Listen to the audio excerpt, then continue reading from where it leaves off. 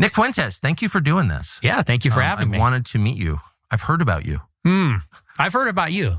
So, well, thank you. I want to understand what you believe, and I want to give you a chance in a minute to just lay it out, not what you're pivoting against, which are a lot of the same thing. I agree with you on some of the things you're pivoting against for sure, but what do you affirmatively believe? So I just want to stand back and let you explain it. But first, I want to understand how you got to where you are, how you became Nick Fuentes. So this is my understanding of your life arc, and tell me if I'm wrong. You show up at Boston University.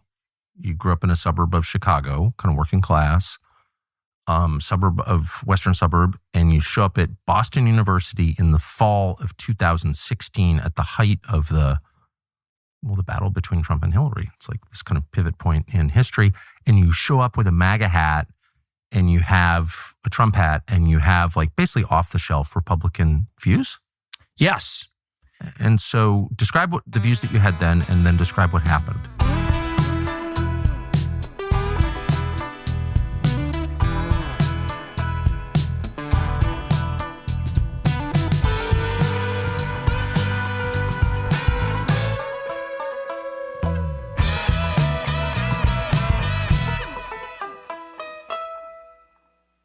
Yeah, so when I was in high school, I was very political. I was reading a lot of the libertarian stuff, Austrian school, Chicago school, economic type literature, because that's what was popular at the time. If you went online in the early 2010s, that's all the conservative content there really was. That was the most extremely online type Libertarian stuff. economics. Well, yeah, basically kind of the remnant of the Ron Paul revolution. Yes. The Young Americans for Liberty, PragerU, which kind of skews a little more, I guess, conservative, but very basic small government, individualism, libertarian type stuff. So you watch PragerU videos? Oh, yeah. I was in the Prager Force. What's that? It's a Facebook group for college kids, and they promote the PragerU videos. Wow. To the college students and high school students. So you really were a product of the moment. Absolutely. And how'd you feel about Trump? Well, initially, I didn't like Trump. When the primary started in 2015, I considered him to be a statist. Yeah. Which sounds so ridiculous now. No, a lot of people thought that. Yeah. And I was a libertarian, so I saw him as a big government, 1990s liberal. When he was asked about healthcare, he said, well, we'll take care of everybody. And I said, I'm a Rand Paul guy, Ted Cruz guy. Those were kind of my people back in 2015. You like Ted Cruz? I was a cruise missile. Does Cruz know this? I don't think so, no. I was actually on his campaign. You were on the Ted Cruz campaign? I don't know if I was on the campaign, but I door knocked in a little village in Chicago, in McKinley Park, for Ted Cruz. No way. In the Illinois primary. Did he write you a thank you note? No, I didn't get a thank you. He lost, so I guess. Yeah, he did. He did in a very humiliating way. Wow, that's amazing. So what happened? So I, like everybody else in 2016, went through this ideological awakening. And first I shifted to Trump. And the first realization that I had is it started in 2016, actually, because the primaries, started in 15, around April or May, I think was the first announcements. And I had very negative feelings about Trump. And like I said, pro Rand Paul, pro Cruz.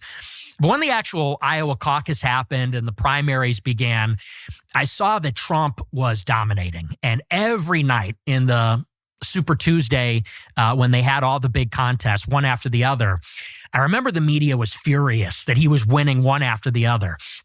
And I remember thinking to myself, like, structurally, if I'm a libertarian or a conservative and we want to change the country, we have to win elections. If you want to win elections, you have to bypass the media. I sort of had this realization that the media was really standing in the way. They were the problem. And I had this realization that all the conservatives and Republicans up to that point were afraid to take on the media. They, like Mitt Romney, would cower before them and were so apologetic and so weak.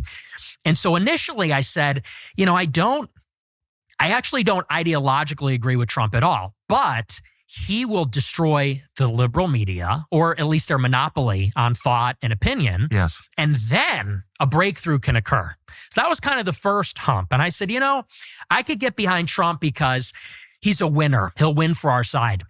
And that was kind of the first big thing.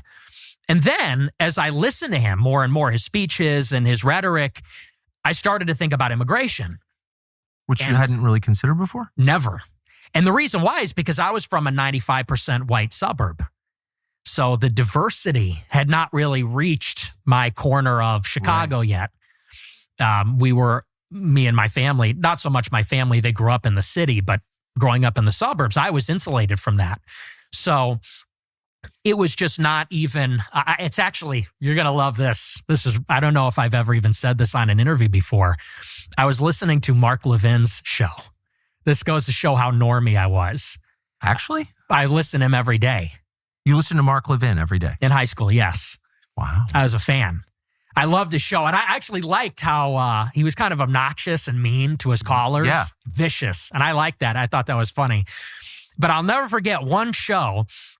He goes live and he says, America's becoming a majority non-white country. Does anybody think that's a good idea? And I was thinking to myself, yeah, that actually doesn't sound so good. I didn't really even think that America's becoming majority minority like that. Wait, so you were radicalized on race by Mark Levin? Yes. Are you making that up? Or that's a real story. Amazing. Mm-hmm. He planted the seed at least. And then I saw a graphic on 4chan or Twitter, and I'm sure you've seen something similar. It said, this is what the map looks like, the electoral map. If only men vote, if only women vote, if only whites vote, if only non-whites vote. And it became very obvious what the electoral problem is. It's demographics. These immigrants are coming here. They're going to turn Texas blue like they turned California blue. Yeah, I saw it happen. Yeah, and you look at even the opinion polls. These people don't believe in free speech. They don't believe in the Constitution, the Second Amendment. As a libertarian, the things that are, and as American, things that are important to you, they don't believe, they don't understand these things. And so I said, that's another political obstacle. You've got the media, you've got immigration. So I'm thinking like, well, we're going to vote for Ted Cruz. He's going to be the constitutionalist. We'll vote for Rand Paul. He'll be the libertarian. But what stands in the way of political power for us? It's the media and it's immigration. So I said, well, we got to get Trump to beat the media, build the wall, deport the illegals. And once we set the country straight, then we can actually have our constitutional republic back. That was kind of the idea. And that's the mindset that I had going into college. Amazing. So then what happened? So I go to college and I'm just, at that point, a huge Trump supporter. And you got to understand, for me, for my generation, so I was 18. I turned 18 in August 2016. And to us, That's Trump... amazing. Yeah. Well, because we're like the first generation that was influenced by Trump coming of age in that moment. No, I say it's amazing because when you're living in something, you don't appreciate its full significance. But to be 18 in August of 2016, so this really is, as you're forming your views and really yourself. Yes. In the middle of this. It's transformative. And, so for us, he was like the savior of Western civilization. We looked at him as like and by we, I mean me and all the online kids, teenagers that supported him. We really believed the hype, like Teflon Don, like he could go into any scenario and win. Like he was unstoppable, unflappable. Nobody could score points on him. He just seemed like, they said you can't stump the Trump. Like he could not be stumped. And so he just had this aura of inevitability, invincibility. And I loved that. And so I went to Boston University. I got on campus in September and I was wearing my MAGA hat everywhere, in the dining hall, walking down the street. And it's a city campus. So you're walking down Commonwealth Avenue and, you're in the city of Boston, which is super liberal. And at that time, it's different than it was now. People were getting fired for wearing MAGA hats. People were getting punched in the face. It was like being a Trump supporter was out there actually back then. It was controversial. It was controversial everywhere, not even, just in liberal Boston. But so I was wearing my hat everywhere and I was just getting accosted constantly. In the dining hall, people would come up and yell in my face. Some black girl in a hijab ran up to me and said, you know what you're supporting? You're racist, this. And I'm trying to get my pizza, I'm trying to get my oatmeal or whatever at the dining hall. This was happening constantly. And so I was going then on Twitter, and I had a small Twitter account with my real name and face, and I had, maybe 200 followers. And I'm posting about my experiences.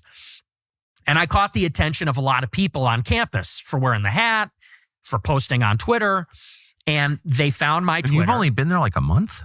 Less weeks, maybe 3 weeks. This is starting to kick up. And I catch the attention of my peers, and they start going at me on Twitter and giving me death threats. We're going to kill you. How dare you? If I see you, I'm going to beat your ass, that kind of thing.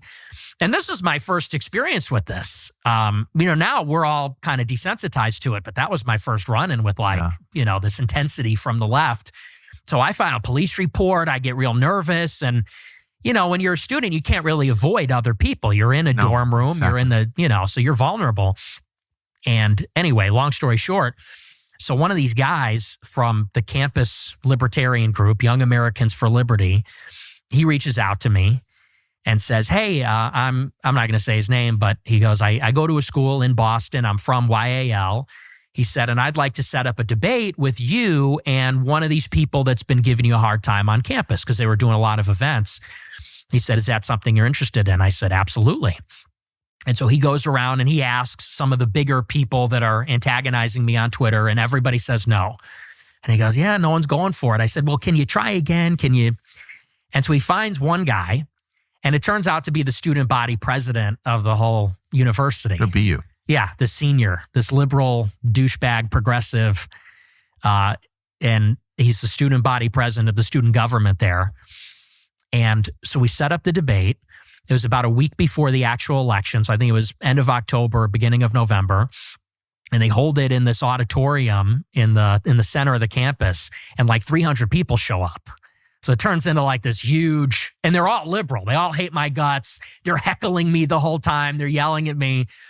We do this debate about Trump versus Hillary. And so I'm there and I'm pro-Trump, and I say, I think Trump's going to win. And I'm straight up like ripping the Ben Shapiro talking points. I'm saying, it's got everything to do with culture and nothing to do with race, and diversity's a problem and all this. And I decisively win the debate. It's like not even close. The debate wraps up, and this girl who I think I had talked to her on Twitter once or twice comes running up to the stage after the debate, and it's Cassie Dillon. And at this time, she's a fellow at Daily Wire, Ben Shapiro's company. And like I said, I barely knew her. And she comes running up and she says, oh my gosh, I live streamed this debate on Periscope on Twitter. She said, and 30,000 people watched it, and you have like 5 job offers. You did incredible. I said, wow, I don't know what to say. That's great. She goes, you're 18 years old. Yes. So it's like happening very quickly for me, And she goes, do you want to do a post-game interview after the debate? I said, sure. And so she asked me about how I thought the debate went and what my views are and things like that. And, very normal stuff. And then at the end, she says, I just got back from doing study abroad in Israel. She goes, and it was amazing. Would you ever take a trip to Israel? And I said, no, I think I got everything I need right here in America. And she goes, oh, okay. And she wraps up the interview. And that was a little bit of foreshadowing. And this begins a relationship, not a romantic relationship, but we become friends and we start talking. And she's plugged in, like I said, at Daily Wire. She's talking to people at Right Side Broadcasting Network, the college Republicans. I start to develop this friendship with her. And over time, she lands me this show on Right Side Broadcasting Network. And in this time, I'm really starting to lean into America first. I'm becoming more pro-Trump as time goes on. And what really stood out to me was Trump's inaugural address in January 17th. So this was just a couple months later. And in Trump's inaugural, he says famously, a new vision will govern our land. It's going to be only America first, America first. And I said, that's me. Like, that's what I believe. Yeah. I'm an American nationalist. Me too. Fully at this point. Not even a conservative. And there was one thing that happened just before that really struck me as strange. And I've told this story before. I'm not going to spend too much time on it, but suffice to say, Barack Obama in the lame duck period, so the Democrats lost the election. He's on his way out. There's a resolution of the Security Council condemning the settlements in the West Bank in Israel. And typically, the U.S. delegation will veto those resolutions condemning Israel. Well, Obama's on his way out. He's got nothing to lose. So the U.S. delegation abstains from the resolution, and it passes. And Fox News and all the pro-Israel conservatives are calling him an anti-Semite. They're saying he hates Jews. He's an anti-Semite. He hates Israel. And I saw that, and it struck me as strange because it seemed hypocritical. It seemed like how when conservatives would critique anything about race, we got called racist, or anything about feminism, we got called sexist. All Obama did was uphold U.S. policy on the West Bank that we've had since 1967, which is we don't support the settlements. I said, how is it anti-Semitic to just be consistent on our U.S. foreign policy? Like I said, which is a Republican-Democrat consensus. And I got attacked for this. I wrote a big article about this. I tweeted about it. I tweeted to Ben Shapiro. I said, you know, I've never seen anything on the Daily Wire that's actually critical of Israel. And he quote tweets me. And at this time, I have 1,000 followers on Twitter. How old are you? I'm 18. I'm a freshman. Still a freshman in college, yeah. Mm-hmm. And this is even before I started my show. And I don't know, I probably got 100 likes on this tweet. It wasn't a viral tweet. He quote tweets me and says, to accuse a Jew of dual loyalty is the surest sign of anti-Semitism. And like, this is how it sort of begins. And I see this tweet. And by the way, that was on Christmas Eve in 2016. He immediately called you an anti-Semite. Mm-hmm. So I'm driving to Christmas Eve Mass with my family, and I see on Twitter, the notification comes up, Ben Shapiro quote tweets me, calling me an anti-Semite. And I was like, what is this? Like, why is this guy attacking me? You know, because I don't have a platform at this time. I'm not an influential guy or anything. And so then I put out another tweet, similar. I said something like, if you're China first, you should live in China. If you're Mexico first, you should live in Mexico. If you're Israel first, maybe you should go live in Israel. And again, he quote tweets me and says, you're an anti-Semite. That same night?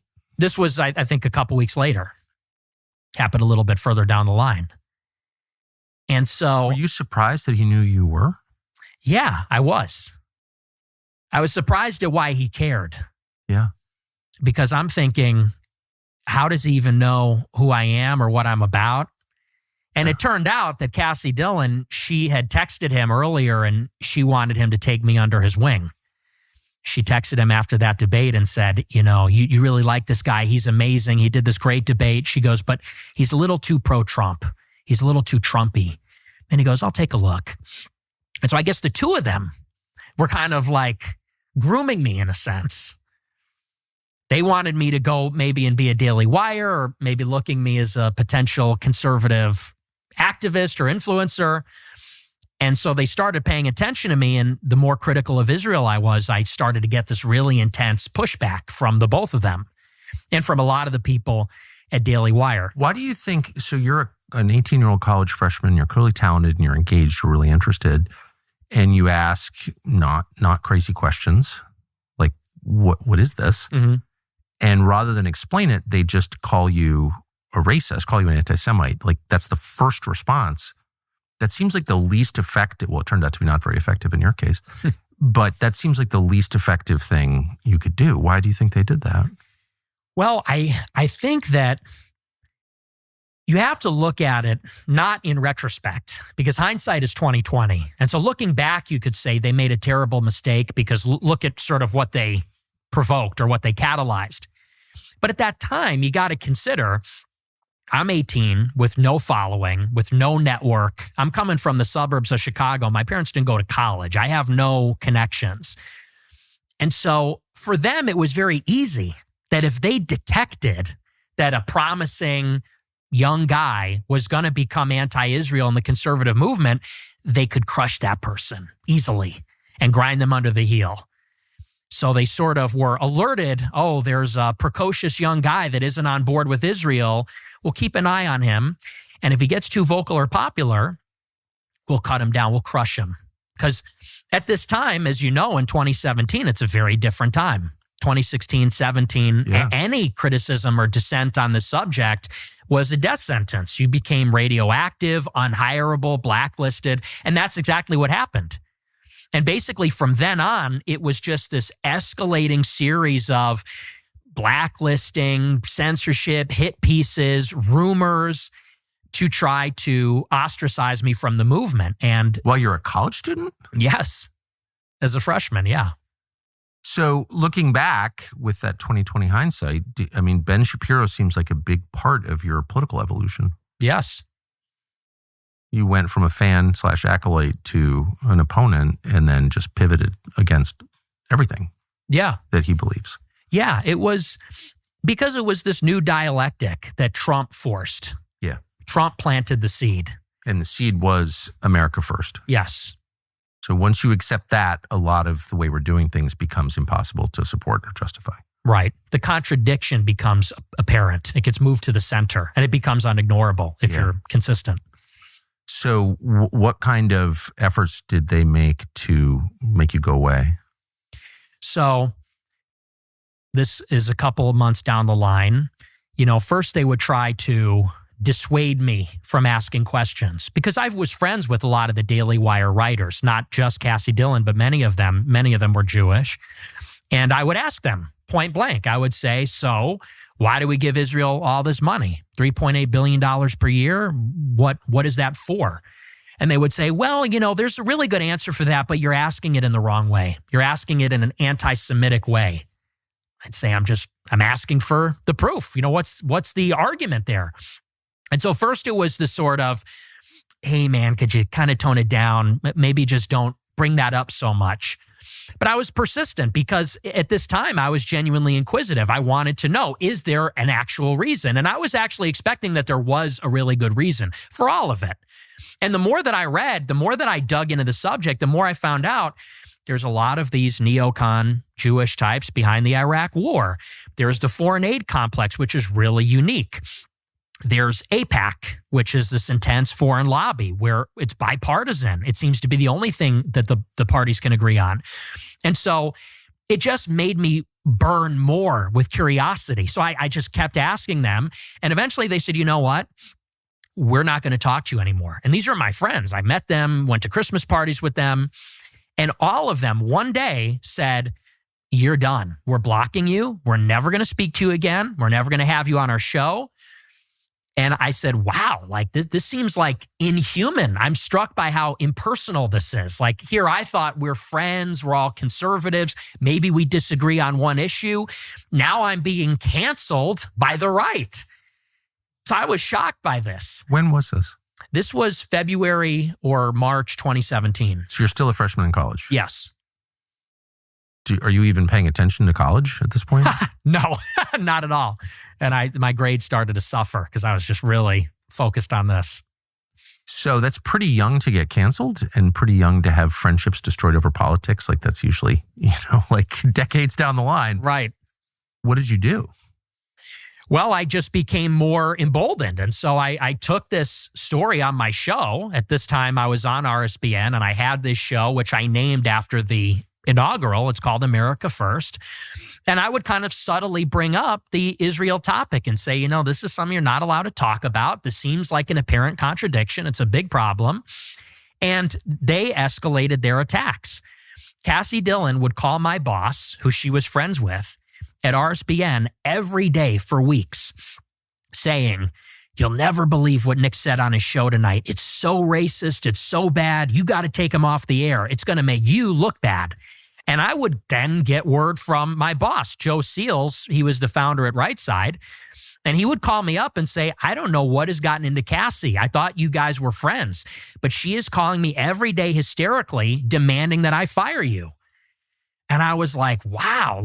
So it just keeps getting worse. It starts with this, they're very weird about the subject. Then they don't want to talk to me. Then they're trying to get me fired. And I'm thinking, okay, so clearly what I'm asking about, there's some truth there that they don't want. I should have asked you this earlier, did anyone during the course of, pre-cancelization say to you, here are the reasons? You're not asking the question correctly, but there are reasons that our foreign aid to Israel is so high. And here's what they are. They did, but in a very general and vague way. As you know, it's never specific. They would say things like, well, they're our partner in the Middle East. They're a democracy in the Middle East. Just as very vague.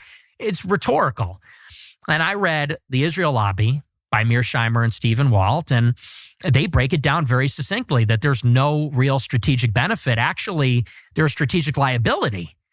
Eastern Mediterranean is not a strategically important region. The intelligence that Israel provides is not useful. Actually, it's detrimental because they frequently lie. The technology we give them, they pass along to the Chinese, which was a big scandal.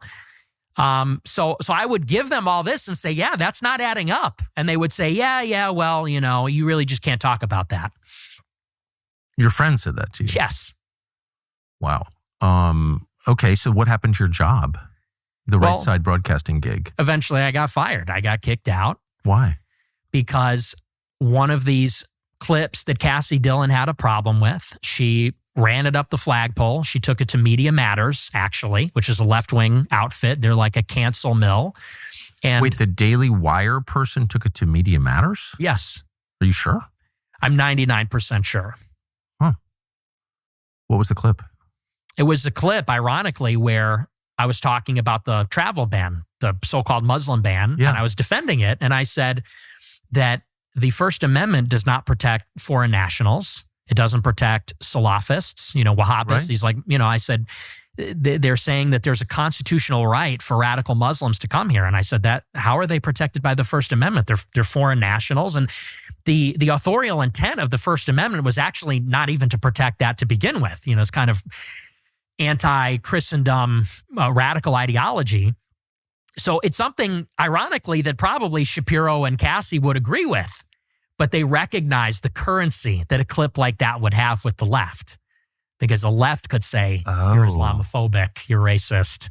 So she brought that to the left saying, look at this guy. It's not that he's anti-Israel, but he's anti-Muslim. Yes. Well, that's very interesting. Yes. And so that clip appears on Media Matters, which at the time, I was the subject of a lot of attacks from them at the time. And people kind of listened to them. Yeah. Including on the right, they listened to them. Yes. So what happened? So I had to write an apology. My boss called me up and said, you need to apologize for what you said. For being anti-Muslim. Yes. And so I didn't write, I'm sorry, but I had to write something like, well, I should have chosen my words more carefully and this, that, and the other. And ultimately, then they fired me. Anyway. A couple weeks later, yeah. And what was the pretext for that? Well, they wanted to get in the White House press office. They wanted a press pass. And they said, the stuff you're saying on the show isn't like a good look for Right Side. They're not going to let us into the White House if you're with us. But the pressure in this scenario came exclusively from the Daily Wire? Yes. Yes, because, and here's how I know why. My show got maybe 100 live viewers every night. Not a powerhouse show. No. So the Media Matters was not onto me. They were put onto me by people in the right that wanted me canceled. Yeah, well, that's interesting. So then what do? You're failing in school. Your show just got canceled. What's your plan now? So I dropped out. College. Mm-hmm. Yep. And I hated college, and it was very expensive. Even I had a substantial scholarship, but it was still expensive, and I didn't like it. So my plan was that I was going to go to a different college. I might work for a year, make some money. And eventually I got the show back about a month later. They came back, and by popular demand from my 100 viewers who were very dedicated, Right Side offered me the show back. And so I took the show again over the summer. And then I applied for a job at the Leadership Institute. That was kind of the next big saga. But you didn't get that job? No, I did not get the job. Why? Well, I was told, because I knew people that worked there, that were field representatives there. It was a field representative job. And so I went out for a job training at the end of July 2017. So after that second semester, and I applied for this field rep job. It was this 2-week training. And I go there, and on the first day of the whole thing, they go around the room of all the prospective applicants. It's like a big tryout, basically, for 2 weeks. And they wanted to get everybody to break the ice and know each other.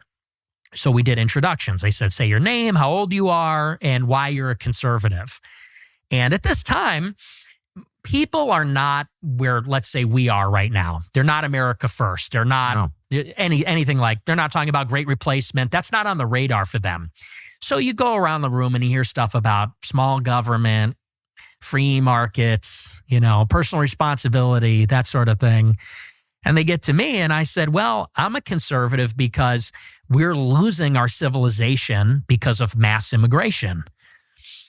America doesn't resemble America anymore. France is no longer France. I said, and if we don't conserve the demographics, forget about the rest. That's what we need to conserve.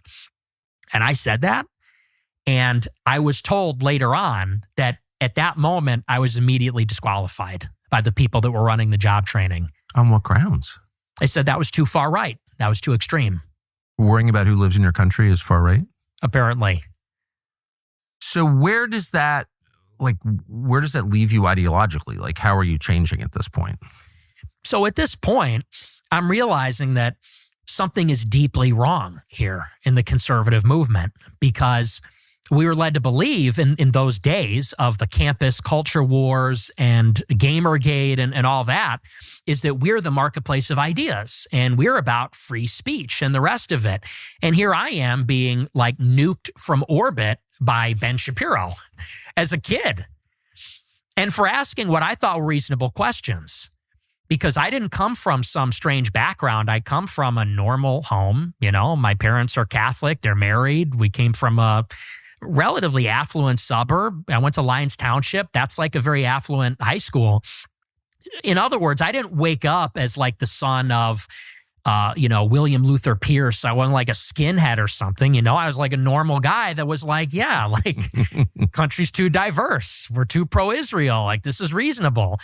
And I was just getting sandbagged for it and blacklisted. And what's more, nobody cared. Like, because I remember going on Twitter and saying, like, why isn't anyone sticking up for me? Where's Dave Rubin, the free speech warrior? Where's he on this one? Where's Shapiro? Where's all these people? And in some way, they were all sort of complicit in this. So I realized that the conservative movement was completely bankrupt in that way. Yeah. Well, and I became very radical. Well, you became, let me just say, I'm so familiar with, I was much older when it happened to me and much more insulated. I was not a college student. I was like 45. So, and I was in a much better place to withstand the pressure. But I do think this is my main question to you, is when you get attacked, when people call you names, like they always called me racist, and I would always think to myself, I'm actually not. I would tell you if I was racist. I'm a little sexist, but I'm not racist. And I never understood why they did that. And then I thought maybe the point is to make me racist. Where you just get to a point where you're like, well, if you're going to slander me, then I'll just become the thing you're calling me. I do think that's a feature of human nature, don't you? Mm-hmm. And if you stare too intently at the accusers, at the, whatever Ben Shapiro's or Mark Levin's or Ted Cruz or whoever it is calling you names, it like distorts you and you actually change and become what they say you are. Have you thought that ever? Do you worry that happened to you? No, I don't think it ever did, because I know who I am. I had a very firm grounding of what I'm about, which is that I was deeply Catholic, and I still am, deeply patriotic and pro-American. And I don't consider myself temperamentally to be an angry or a hateful person. So I never, in other words, lost my center. They say this thing about you look into the abyss and the abyss stares back into you. That never really happened to me. I was frustrated. I was frustrated because I felt like I was being denied a level playing field, opportunity, and it wasn't fair. I felt like I was right, and these people that were basically hypocrites, grifters, not really conservative, they were controlling the conversation, and as a consequence, they were controlling the Republican movement. And I really perceive this as like an urgent crisis, because if we wanted Trump to deliver America first, to realize it, the Trump movement had to transform the conservative movement to reflect the victory that Trump won. So, I won't keep torturing you with biographical questions, but I do want to, so how your show gets canceled, You drop out of college, you have no money, you decide you want to work at the Leadership Institute, which is like a conservative think tank or some organization of longstanding in Arlington, Virginia. Mhm. Can't get the job there because you're worried about immigration. It's all pretty amazing. And then, like, where does that leave you? How did you succeed? Well, I continued doing my show. I did it independently. What does that mean? How do you do it? How do you do a show independently? Like, how did you do it? I started a YouTube channel. Yeah. And I was in my parents' basement, and I put up a green screen. I got my computer, webcam, and I just started going live every night in the same way that I did at RSBN. I just did it on my own channel where I had creative control over it. And at that point, I basically mounted an attack on the conservative establishment from the outside. I sort of realized that there's sort of two ways you could play this. You could infiltrate the conservative movement. I could recant all my views and apologize and pretend to be one of them and bypass the gatekeepers, the censors. I said, or I could kind of be in the wilderness and I would be alone and I would be radioactive, but I could challenge the credibility and legitimacy of the conservative movement and its claim to represent conservatives. And that was kind of the mission, was to say, no, the immovable standard is America first. I'm going to represent it. And the conservative movement is going to have to move to me. I will not move towards them. And I thought, maybe I'll make money and maybe I won't, but I'm going to try it for a couple of years and I'll see how it goes. So, but the sight picture in your head was enemy is conservative movement. Yes. Do you think that was a good choice? Yes, absolutely. Rather than like, but why not like Antifa or, I don't know, Anti-Defamation League, or there are a lot of institutions on like George Soros. Like, why would it be their conservative establishment? Why did you think that was important? Well, I kind of took a page from Trump's playbook, which is that you have to, in the country, the left was hegemonic over all the institutions. And you have this organized opposition to the left and the Democrats and all the left-wing controlled institutions. And the organized opposition comes from movement conservatism, the Republican Party, Fox News, the sort of constellation of conservative institutions. And I said, the problem is, whether you go Democrat or you go Republican, you're kind of just like getting the same thing. You're getting the establishment effectively. The opposition is basically controlled or moderated. It's not authentic opposition. It's not a true alternative. And so I said, we, and by we, I mean the true America First nationalists, we need to fight for the mantle of the opposition. And then leading the opposition, then we can take the fight to the left as the conservatives, as the Republicans, whatever. But first, you have to win that internal battle among the audience that the conservatives have. Because that's really the problem, is that they have usurped. The base is extremely conservative, extremely anti-left. But the Republican Party, like those that represent them, are not at all. A lot of them are atheists, a lot of them are gay, a lot of them are feminists. And so I said, like, we kind of need to rally, like Trump did, rally the base against the establishment, and then take the fight to the left as the true alternative. And if you can win that, then you win the country. That was kind of Trump's model. What did you see as like the most important gatekeepers that needed to be overturned, pushed aside in order to do this? It was the Zionist Jews, like Dave Rubin, like Ben Shapiro, like Dennis Prager. It was these the guys that were really controlling the media apparatus that seemed to me to be the biggest impediment. Fox is not a Jewish business, though. Well, Rupert Murdoch is an ally of Netanyahu, so he's True. aligned. Yeah. And he owns the whole News Corp empire. So, and yeah, he's certainly a part of it also. I mean, Dave Rubin, though, does he matter? No, not really. Right. I mean, Dave Rubin is like, I don't know. Do people watch Dave Rubin? They did back then. I mean, because you got to consider they were kind of like the ascendant new media, They represented the next big thing. I mean, and Ben Shapiro seems irrelevant to me now. But back then, I guess that's was huge. true. Mm-hmm. So maybe you won. Oh, certainly. So here's my question. So I look at the landscape now, and the people I see as, I'll narrow it down to foreign policy. Okay.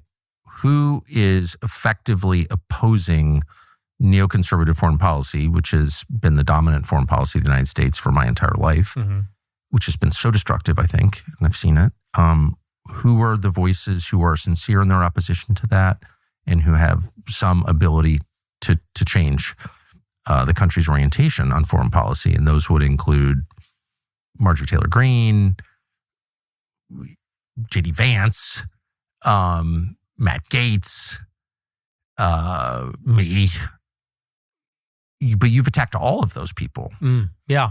Why would you, and almost Joe Kent, those strike me as someone who's really interested in this topic. I'm not that interested in the Jews, but I'm very interested in the foreign policy question.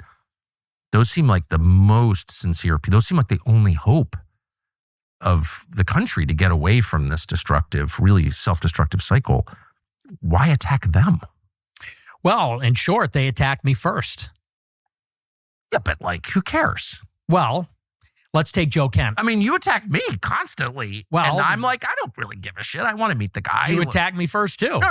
No. But what I'm saying is I'm not whining about it. Sure. I'm just saying so, you know what I mean? Well, I don't say so because take Joe Kent, for instance. I supported Joe Kent and I talked to Joe Kent. I got introduced to him by Matt Braynard. Matt Braynard went to my conference in 2021. He bought a table. Was he his campaign manager? He was. Okay. Or he was a consultant, but he was on the campaign. Yeah. And so I met Matt Braynard. He liked me a lot. He loved my conference in February 21, which he bought a table at for his organization, Look Ahead America. And in 2021, and by we, I mean my nonprofit and myself and my team, we wanted to support America First candidates in the midterms. Like you said, authentic opponents. Me too. Yeah. And that's how I found Joe Kent. Yes. And so I met a lot of the people in that sort of scene, like Ryan Gerdusky, I know is very supportive of Joe Kent, and other people that are more private, I don't want to name, but they put me on, not just to Joe Kent, but Patrick Witt in Georgia, Gibbs in Michigan, a lot of different people. And Joe Kent was one of them. And I had a phone call with Joe Kent. And I told him, I had my assistant on the phone too, who's Jewish, by the way, just because I want you to know I'm cool like that. I don't judge. But so I'm on the phone with Joe and I said, look, we support you and we want to do everything we can to help you. We want to have my followers knock on doors for you. We want to boost your social media. Anything that you need, we want to help you. I said, and we don't even want to be publicly associated. I said, because we know that might hurt you.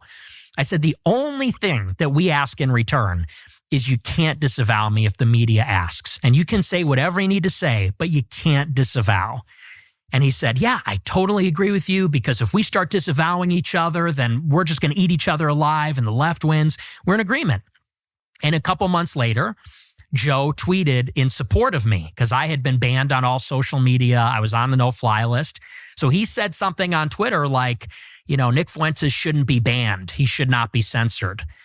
A month after that, I put out on Twitter, I said, Joe Kent is one of the most impressive America First candidates that's running in 22. Well, fast forward a whole year later, I do my annual conference, AFPAC, in February 22. Marjorie Taylor Greene attends. We had 1,200 people, and it got a lot of media attention. And I'm driving home, because I'm on the no-fly list at this time. I'm driving home from Florida. Can I ask you to pause? By no-fly list, you mean not extra scrutiny, but not allowed to fly in airplanes in the United States? Not allowed to fly, yes. How old were you? I was 23. Did you have any felony convictions? No. Okay. I wasn't even aware that could happen. How long were you not allowed to fly in airplanes in the United States? 1 year. It's really crazy. Yeah, it was. Sorry, I just want to get that out there. No, yeah, It's brutal. And you confirm that you were not allowed to fly in airplanes? Period. Yes, I have the letter from the TSA, yeah. I was on the do not board list. Sorry to interrupt you. No, it's crazy. But so anyway, I'm driving home from Florida after my conference, and I get people start texting me. Joe Kent is on Twitter, and he says, I condemn Nick Fuentes, especially his views on Israel. That's the tweet. And I texted Joe. And I said, seriously? And he texts me back and he says, we win by addition, not subtraction. I go, well, you just subtracted me out of the movement. I said, because I don't support you anymore. He goes back for seconds. He goes on Twitter and says, Nick Fuentes and his focus on race and religion does not fit with my message of inclusive populism. Inclusive populism. That doesn't sound like authentic America First. That sounds like bullshit to me. And I don't know. I know he's your friend, but I don't know him that well. And Right. I'm not on the team. Well, so my read on Joe Kent was he's totally sincere. He, like me, has always been committed to separating out like foreign policy views from ethnicity, not because, I mean, obviously I'm denounced as an anti-Semite every day. Mm-hmm. So I don't really care what ADL thinks of me, but my Christian faith tells me that there's no such thing as blood guilt. And virtue or sin is not inherited. It's not a feature of DNA. So every person must be assessed individually as God assesses each person individually. And that's like a foundational view. So I always thought it's great to criticize and it's question like our relationship with Israel because it's insane and it hurts us. We get nothing out of it. I completely agree with you there. But the second you're like, well, actually, it's the Jews. First of all, it's against my Christian faith. Like, I just don't believe that and I never will, period. And second, then it becomes a way to discredit. That's when I was like, this guy's a Fed. Mm-hmm. I was totally convinced you were a Fed because I was like, here he's bear hugging like the one sincere guy who lost his wife in Syria thanks to the fucking crazy wars, neocon wars. And he's discredited. He's doing the David Duke. Like David Duke would always, every time I rolled out a new show, he would issue an endorsement of the show. I've never met the guy. What's that? Well, it's the Feds. Obviously, he's trying to destroy me by association. Whatever. You see the point? Yeah, but so let me ask you this. So if I'm supporting Joe Kent, I'm David Duke bear hugging. If I attack Joe Kent, I'm attacking the only sincere America First voices. I get it. I mean, I do get it. And I just want to say I love Joe Kent. I get, having been denounced by a lot of people I like, I know what that feels like. Mm-hmm.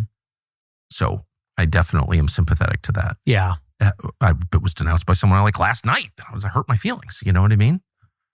Whatever. I'm not even going to say what her name is, but I helped her. I liked her. You know, it's like, why are you denouncing me? Why didn't you call me? Yeah. Right? Yeah. I get that. I guess the two problems, but then on the other hand, like one of my favorite people in the world is Glenn Greenwald. Mm-hmm. Yeah, I love Glenn. Oh, what a good man. Glenn must have spent like 10 years attacking me full time. Tucker Carlson is da-da-da-da-da. And some of his criticism was correct, actually. You know, a tool of the neocons, endorsing these fucking wars. Like he was right. But he really hated me. And then when we started to agree on stuff, I was like, you know what? It's not about me. I don't care. Like I don't want personal pique or my hurt feelings to govern my behavior. I guess that's what I'm saying. I'm not lecturing you. I get it. But I feel like, okay, he pissed you off. It's in a campaign. He's got 19 consultants. This kid's a Nazi. Be careful of him. Like, I don't know. Let it go. Well, and I totally agree with you, by the way. And that's why I don't take it personally at all. Like, and I like you. I've said very positive things about you on my show as well. I don't care. And I know, but I mean to say that my goal is America first. Right. It's not about me. It's not about my personality. It's about winning for America, you know, and by winning, I mean, we want to see our vision realized. But with Joe, for me, it was very specific that he said inclusive populism. And I really didn't like that because to me, there were a lot of similar phrases at this time, multiracial, working class populism, this kind of stuff. And I said, you know, on some level, we do need to be exclusive, not inclusive. We do need to be right-wing. We do need to be Christian. We do, on some level, need to be pro-white, not to the exclusion of everybody else, but recognizing that white people have a special heritage here as Americans. And so the reason I opposed him in 22 was not because I was mad, but it was to say, America First cannot backslide into this kind of inclusive populism message, which I perceive to be more like GOP slop. And I'll tell you, when he ran again in 24, I did not oppose him. I did not oppose him. And I would have supported him if he had reached out or something like that. Because for me, it was very political and professional. I wanted to impose a cost. If you disavow someone because they criticize Israel, if you disavow someone for talking about white people and Christianity, I said, we can't let that slide because, and you understand why he did it. Like on some level, I don't hold it against him in the sense that there is such a strong incentive. It's easy to say, I disavow all these crazy Christians and all these crazy white nationalists, because it buys you wiggle room with people that are attacking you. It's like easy to throw them under the bus and say, I'm one of the good guys. And so I said, it's too easy. We need to push in the other direction and say, you should feel less comfortable saying that people shouldn't talk about their race and religion. Maybe you'll think twice next time. And so I did it for a very specific reason. And I get that. What I do think is bad, just objectively bad and destructive, is the all Jews are guilty or all anybody is guilty of anything, because that's just like not true. And we don't believe that as Christians. I mean, my hero in life is Paul. I guess you call him Saint Paul, Saul of Tarsus, a Pharisee. Yeah. And meets Jesus and becomes this just incredible man, incredibly brave, smart, loving, like everything you want to be as a man, he was. Jew. Yeah. So like, and God did that to him. So it's like, you can't, I think that's and I don't think it's like mushy liberal bullshit, which I hate. Mm-hmm. And I hate all the language that you're describing. I get why it offends you, because it's code for, I don't really believe what I'm saying. Right. I have a PhD in the subject, so I know.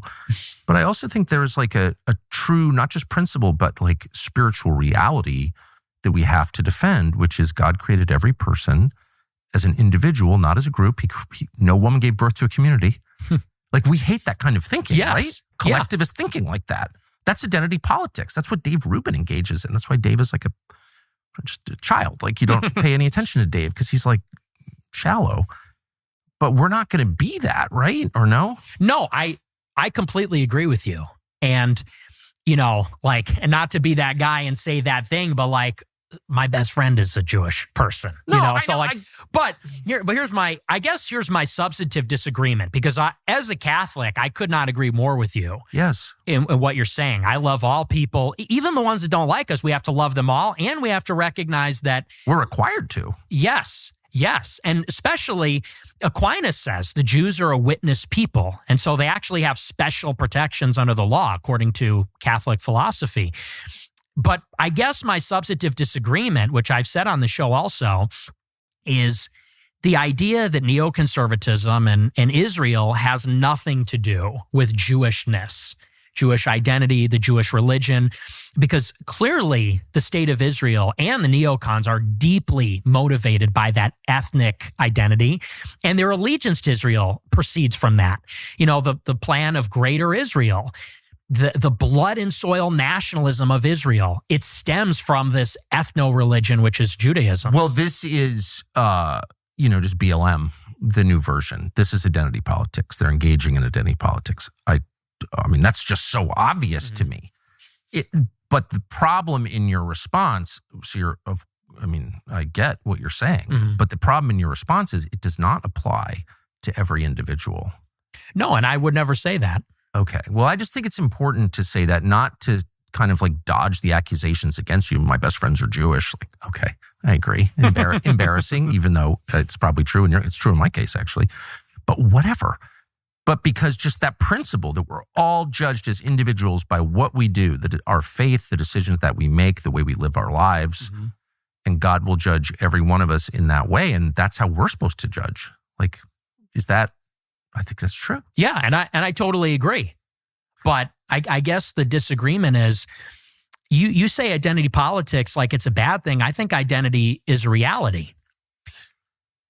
Identity is a reality. Absolutely. You just can't have a country of 350 million this diverse where it's just like warring ethnicities, because then it's Rwanda soon.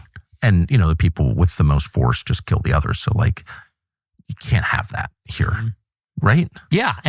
But I would say specifically as it pertains to, you, I think, have said it's the neocons, And I think that neoconservatism, where does it arise from? It arises from Jewish leftists who were mugged by reality when they saw the surprise attack in the Yom Kippur War.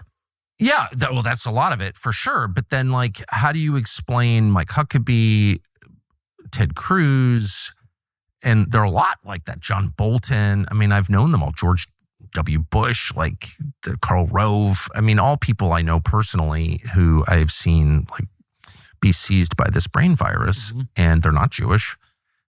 Most of them are self-described Christians, and then the Christian Zionists who are, well, Christian Zionists. Like, what is that? Right. And I can just say for myself, I dislike them more than anybody, because like, what? Because it's Christian heresy, and I'm offended by that as a Christian. That's why. So I don't, like, why not? Like, I'm pissed at the neocons, very pissed. I've said that a million times. I've been mad since December of 2003 when I went to Iraq.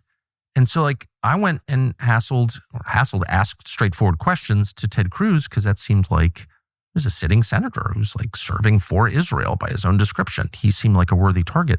I'm not going after MTG, who's like the most sincere like, why not go after Ted Cruz? I don't understand. Well, again, with Marjorie, I was a friend of hers, and she spoke at my conference, and then the day after, she pretended like she didn't know me. And that was in 2022. But it's a continuum. Like you said yourself, you showed up in college, like one set of views, they evolve as you interact with reality, as the reality itself changes, as like you learn things, you grow, like whatever, people change. Well, and look, now that everyone agrees with me, I will graciously forgive them for being But why so make hostile. it personal? Like, who cares? It's not personal for me. Like with Marjorie, if she wanted to, be aligned or whatever, I would totally be on board with her. But where do you disagree with her? I don't know, because I don't know what her new views are. She's really only come around on Israel this year, and I've been talking about this issue for 10 years. And right, okay, all right, you win. But like, no, but it's not. But it's not like that. It's just it feels like BS to me that, and I said this on Twitter the other day. It's like I got treated like I didn't exist. Right, I get it. Canceled for 10 years for saying these things. And that's really where all this drama comes from. A time when there was this intense censorship and nobody was on board with this stuff. Like, again, Marjorie, she fired, one of my people was working in her office. She fired that guy because someone found out that a Groyper was working in her office. And that guy got his life ruined, and she pretended like she didn't know me and lied and said, I had no idea the conference I was speaking at. She knew exactly what it was. And that's fine. But now that she's on the same page, there's like this expectation like, okay, well, why did you have a problem with her in the past? It's like, because she was on the other team in the past. Yeah, well, so was everybody. Yeah, I mean, so now were you. Yeah, so what? I mean, what? Why not? It's got to be bigger than just like us, right? And it's not. I don't think. Well, I'll speak for myself. I don't feel like I'm at war with the neocons or Israel. It's much bigger than that. It's like you want to restore America to a place where your grandchildren would enjoy growing up. That's it. Yeah, right. Well, and as far as Marjorie, so it's not who cares. You know what I mean? Like, okay, lots of people hurt if Dave Rubin called me tonight, which he would never do, though he has my cell, and said, I'm really sorry I called you Hitler. Like, I didn't mean it. You're raising lots of legitimate questions, which I think I sort of agree with or am thinking about in a deeper way. I'd be like, great. Yeah. Like, I don't care. And look, Tucker, that's why I'm sitting here, Right. I mean, because we had a contentious dialogue. Well, I thought you were a Fed. I thought you were a Fed. I was a Fed. Yeah. I'm not a Fed. But whatever, I don't care what people think. We showed each other a badge, as we know well. No, but I thought you were a Fed because I was like, why not? It's not cucking to say you're not talking about all Jews when you oppose a foreign policy position. It's not. There's nothing liberal about that. It's just true. That's the Christian position, okay?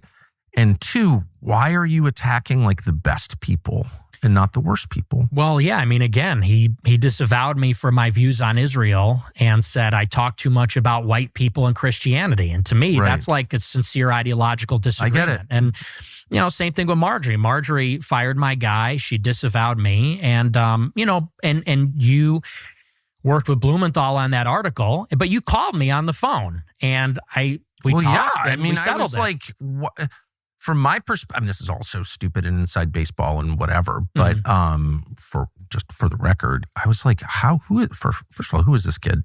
I'm working at Fox News. I'm aware there's an internet, but I'm more out of it than you may appreciate. And I'm like, out of nowhere, attacking this one. I had Joe Kent here to my house and did this interview with him. And I'm always in search of a sincere politician. Don't have to agree on everything, but I really believe sincerity is the whole game. If someone's heart is pure, he will be brave. I always have thought that. And it's turned out to be true. Marjorie's a perfect example.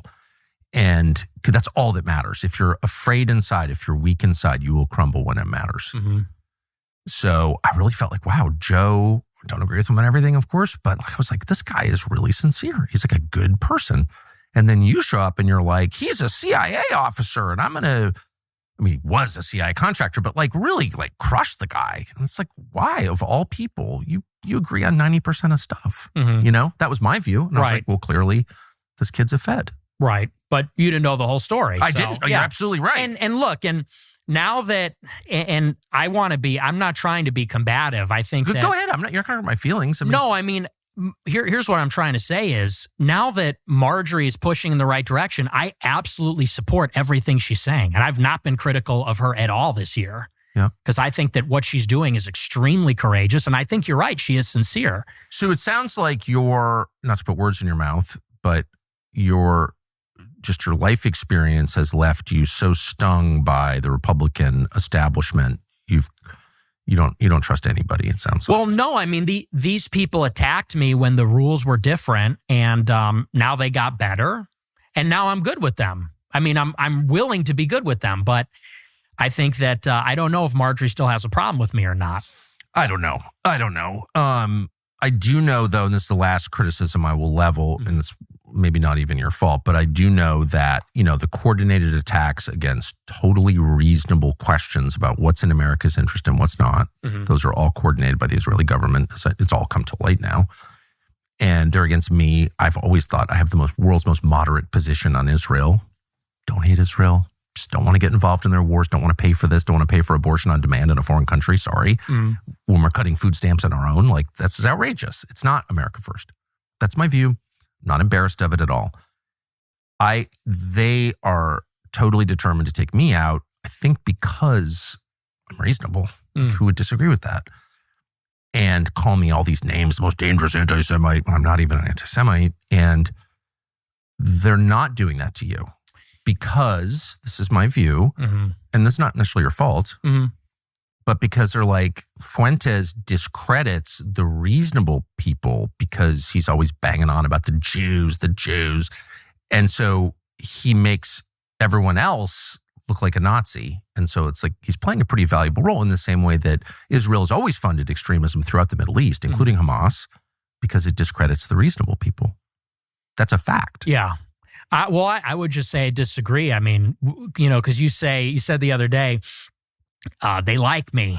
I don't know what you're talking about when you say that because I don't know. Let me just kind of rebut that. Well, by the way, I'm not saying you have anything to do with this. I'm just saying I've noticed the phenomenon. Totally. And I just reject that because they have been messing with me for my entire adult life. I mean, the ADL got me banned on YouTube. The SPLC posted my house on their website. What do you mean posted your house? They posted a photo of my house on their website. How can they do that? I guess that's a free speech thing. The SPLC posted a picture of your house on their website? Yes. When? In 2022. Actually? Yes, they wrote an article. They said Nick Fuentes bought a building in this city. And they said, we interviewed his neighbors and property records reveal this and that. And on the front page, the picture for the article is my house where I live. That's crazy. And then someone showed up with a gun and tried to kill you at that house? Yes. So that's why I say, you say, well, they're not doing this to you. It's like the ZOA, the SPLC, the ADL, the Daily Wire. All these groups have been on me for years. So that's news to me if they're really endorsing my activities. It could just be my perception. But I guess what I'm saying is, as someone who thinks his own views are like completely reasonable, pass every smell test, you could x-ray my soul. I don't think there's a lot of hate in there. And to the extent that They do make me feel hateful. The people who attack me, I do say prayers about it. We're not allowed to hate people as we forgive those who trespass against us. That's our core prayer. So I just feel like it's I don't know. Am I being paranoid? I feel like going on about the Jews helps the neocons. That's what about my views do you think are unreasonable if yours are reasonable? I think, again, I don't think it's cucky. I think it's reality to say that guilt is not inherited. Blood guilt is bad. One of the reasons that I'm mad about Gaza is because the Israeli position is everyone who lives in Gaza is a terrorist because of how they were born, including the women and the children. That's not a Western view. That's an Eastern view. That's a non-Christian, that's totally incompatible with Christianity and Western civilization. They say, we're the defenders of Western civilization. Not with that attitude. You're not. Collective punishment is the enemy of Western civilization. Yeah. And so I hate that attitude. It's genocidal. The current claims that I'm a cancer, from Ben Shapiro or whatever, we need to be excised from the body of conservatism is a genocidal position that it basically encourages violence, as they well know. The whole thing I hate. Mm-hmm. So anytime you say a whole group of people is responsible for the sins of some of its members, I'm out. Yeah, but that's not my view. It's not. Okay. So tell me your views. Rather than, you're one of those people, one of the reasons I wanted to meet you is you're one of those people who is defined by clips. Yes. And I'm one of those people also. Yes. Right? So I get it. So I'm going to just shut up and you tell me what you actually believe. Yeah. Well, and listen, and I appreciate you saying that because that's just the reality of the media environment we're in. So I don't expect you to know all my views, but as far as the Jews are concerned, I think that, like I said, you cannot actually divorce Israel and the neocons and all of those things that you talk about from Jewishness, ethnicity, religion, identity. And let me give you a perfect example. So you say on your show that we need to treat Israel like any other country. And I sort of understand that in principle because Israel is another foreign country. Yeah. But Israel is unlike every other country in the sense that because the Jewish people are in a diaspora all over the world, there are significant numbers of Jews in Europe, but also in the United States. And because of their unique heritage and story, which is that they're a stateless people, they're unassimilable, they resist assimilation for thousands of years. And I think that's a good thing. And now they have this territory in Israel. There's a deep religious affection for the state. It's bound up in their identity, the story of the Exodus from Egypt, the promise of the land, all these things. So let's say in the United States, for example, somebody like a Sheldon Adelson, he's not Israeli. Is he an ideological neocon? Does he believe in the promise of democratic globalism? I don't think necessarily. His heart is in Israel. And it's because he is a proud Jewish person. And I guess what I'm saying is that if you are a Jewish person in America, you're sort of, and again, it's not because they're born, but it's sort of a rational self-interest politically to say, I'm a minority. I'm a religious ethnic minority. This is not really my home. My ancestral home is in Israel. There's a natural affinity that Jews have for Israel. And I would say on top of that, for the international Jewish community. They're extremely organized, and many of them are critical of Israel or Israel's current government or the project of Israel. But I guess what they have in common, unlike, let's say, Singapore, for example, is that they have this international community across borders, extremely organized, that is putting the interests of themselves before the interests of their home country. And there's no other country that has a similar arrangement like that. No other country has a strong identity like that, this religious blood and soil conviction, this history of being in the diaspora, stateless, wandering, persecuted, and in particular, the historic animosity between the Jewish people and the Europeans. They hate the Romans because the Romans destroyed the temple. That's why Eric Weinstein goes to the Arch of Titus and gives it the finger and takes a picture. We don't think like that as Americans and white people. We don't think about the Roman Empire in 2,000 years ago. They do. And so I guess that's really, and I don't think that's me saying the Jews, the Jews, the Jews. I don't think that's me being hateful. I don't think that's me being collectivist. I think that's understanding that identity politics, whether you love it or hate it, whatever you feel about it, it's a reality that we live in a world of Jews and Christians, of whites and blacks. These identities mean something to us and they mean things to each other, and we can't sort of wish them away. And it feels like white people and Christians are the only ones that do that. There's no question about that, your last point, for sure. One of the reasons they do that is because they've been taught to hate themselves, of course, since the Second World War. Another reason is, however, the reality of a multi-ethnic country requires you to sort of set aside community or group interests in favor of corporate interests, universal interests, national interests. And you have to do that or else it doesn't work. And so, I agree those attitudes, I mean, certainly in other parts of the world, people think this way, but you can't have that here. And so it's just important to remind everybody that, things may be generally true, but like, again, they're not always true. And there are people who just strongly disagree. And by the way, in the specific case of Israel, there are a ton of Orthodox who I know who are opposed to the state of Israel. They're more Jewish than Dave Rubin, a lot more. And yet they oppose it. Jeff Sachs is like a wonderful man, who's Jewish and most articulate kind of critic of the state of Israel that I'm aware of.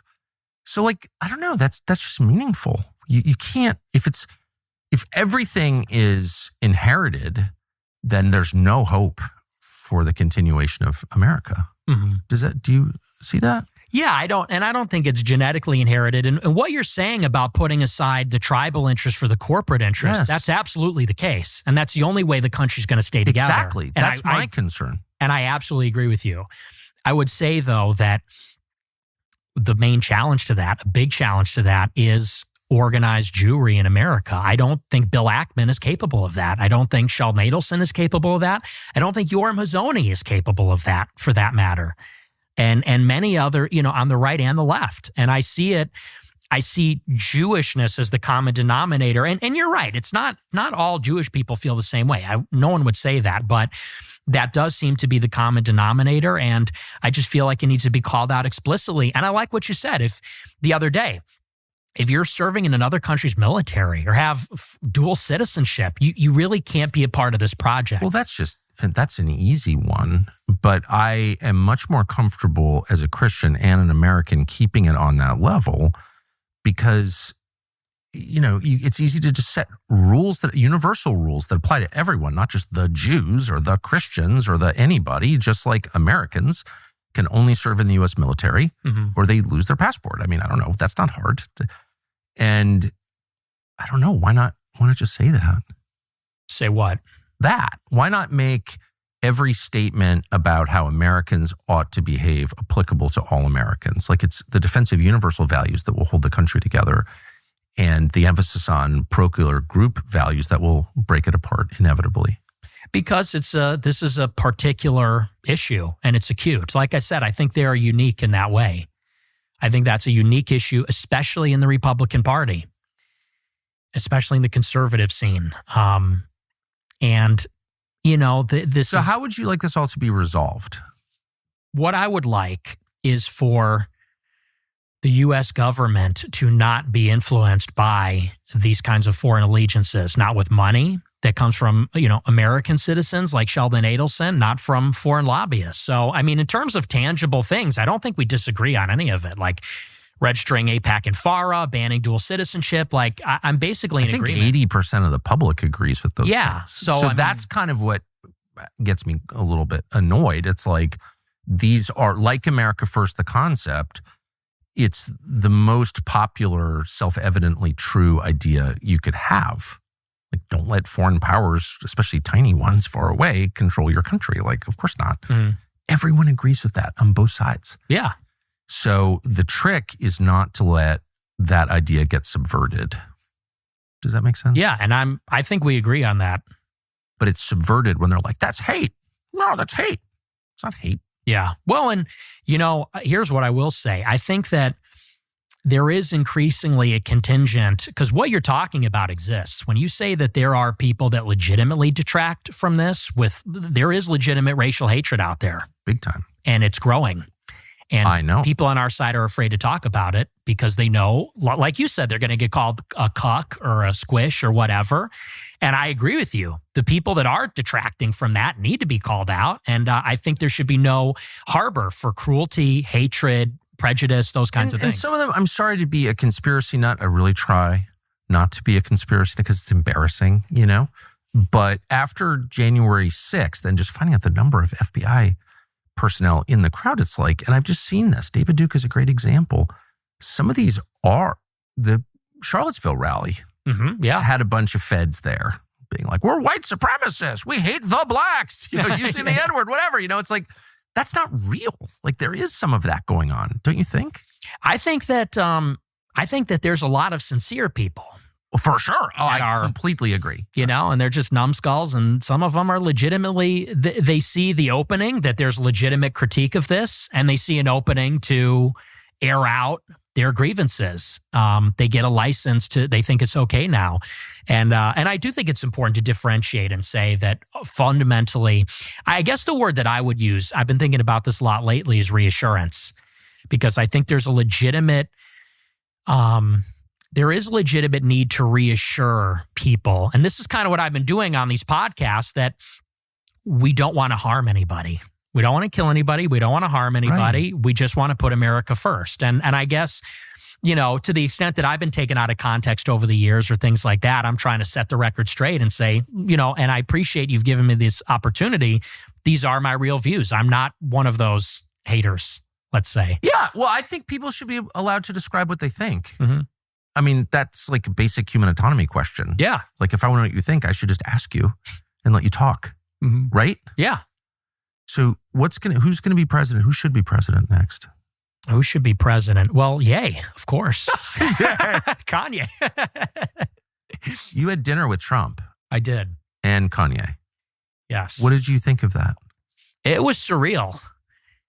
Because those are my two heroes. Those are my two number one heroes of all time. I've always been a Kanye West fan. You like the music first? Yes. The music, the fashion, everything. Really? Yes. Do you wear those weird one-piece shoes? I do. You actually do? Oh, yeah, absolutely. Like in public? Yes. You don't think that's cool? No, I do. I don't know what I think. I'll get you some. I've worn the same clothes since high school. Don't ask me about clothes. I'm not good at that at all. That's hilarious. So, but you've always been a fan. Oh, and yeah, then huge fan. You described your love for Trump, like sincere childhood love for Trump. So what was it like to find yourself at dinner with them? It was funny because it was literally Thanksgiving dinner. It was 3 days before Thanksgiving. So not only was it dinner, but I'm having Thanksgiving dinner with Ye and Trump at the same table. And these are like my heroes. And, the way that it went was sort of interesting. Ye is sort of shy. He deeply admires Trump. He loves Trump. And I like that about him, because Ye really admires anybody that's an industrialist. He loves builders, visionaries, architects. He's very into that. So he has a deep regard for Trump. And so at the beginning, it was a little awkward because he wouldn't talk. And he was sort of shy. Ye. Yes.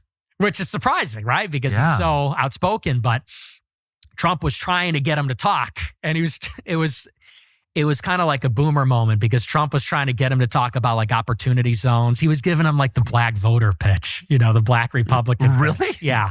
And I was like, dude, he's not that kind of Republican, to say the least, Fair. At this point, I think people know So what that. were you saying? Well, so eventually, Trump didn't have a lot of luck with him. So he's kind of fielding the table and he's talking to me.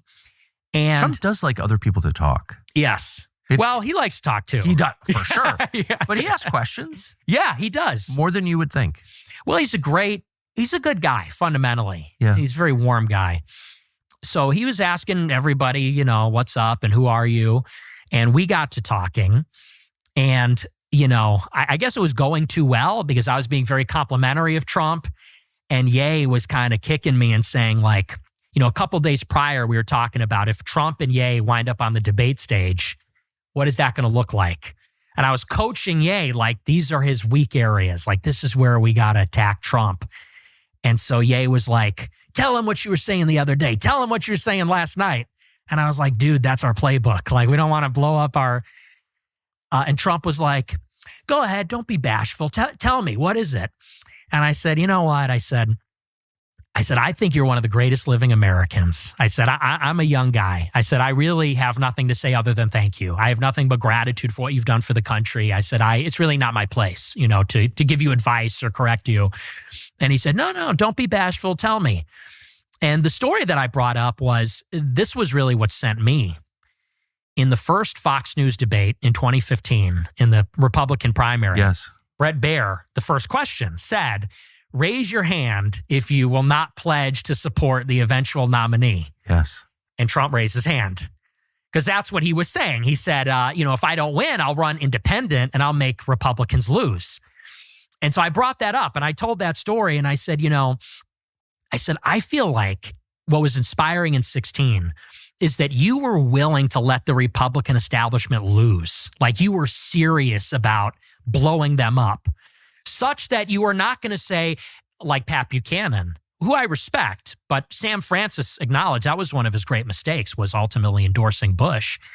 I said, it showed you were serious. You were playing to win, because you said, I will let this Republican Party crash and burn. I want to run as the Republican, but if I can't, I'll run independent.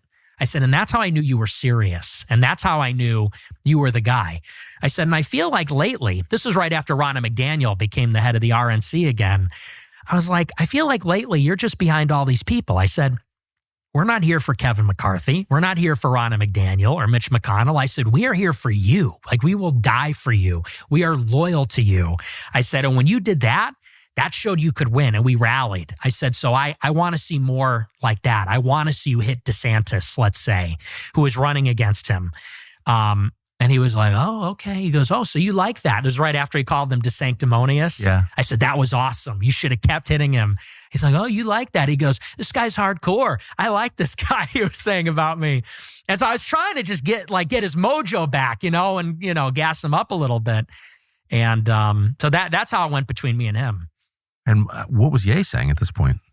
Well, he was beaming with pride, because Trump turns to him and says, who is this guy? This guy's great. And Ye was like, right? And I was like, this is amazing. Did you call your parents from the parking lot? Oh, yeah. Yeah. You'll never believe. Yeah. I try never to think like, how will this be perceived? It's better just to be as honest as you can be all the time. And and honest people will respond, agree or disagree, but they'll feel your sincerity and your honesty. But there are always people who are going to distort it. And I recounted basically the Christian gospel at Charlie Kirk's memorial service, and everyone's like, "You're an anti-Semite." I literally didn't have one thought about Jewish people. It had nothing to do with that. It was whatever. So, but I was thinking about this conversation, which I'm sure can't imagine in the ways that it'll be distorted. But I do hope that people who want to learn what's happening and who you are will watch the whole thing. It's probably naive hope that it won't be reduced to whatever you're saying something naughty and me laughing and see they're both Nazis. I mean, that's going to happen, of course. But I'm willing to take that risk because I just think it's important to know you're clearly ascendant. You're enormously talented. You're more talented than I am, for sure, as a talker. So, and there've been a lot of attempts to silence you and it hasn't worked. So my calculation, I'll just be as blunt as I can be. It's like, do I want to have Fuentes on? Everyone's going to be like, but you're a Nazi just like Fuentes. Okay. But then I'm like, I don't think Fuentes is going away. Ben Shapiro tried to strangle him in the crib in college, and now he's bigger than ever. So it probably would just be worth hearing what Nick Fuentes thinks. I just want to be transparent about my motives here. Yeah. So those are my motives. Let me ask you, I referred earlier to the assassination attempt against you, and it's very fashionable, among the permanent victim class, every, BLM leader was, they're trying to kill me, or Seth, whatever, from the Babylon Bee, people are trying to kill me, and people use threats against them, which are daily for a lot of us, as a way to kind of make themselves unassailable or immune from criticism, or to attack their enemies. Your words inspired violence. what is stochastic terror? I can't even pronounce it. It's like some academic term, whatever. But you had a real assassination attempt, like an actual one, which got no publicity that I recall. What happened? Yeah, well, it was after the election last year. I put out this tweet and I said, your body, my choice on election night.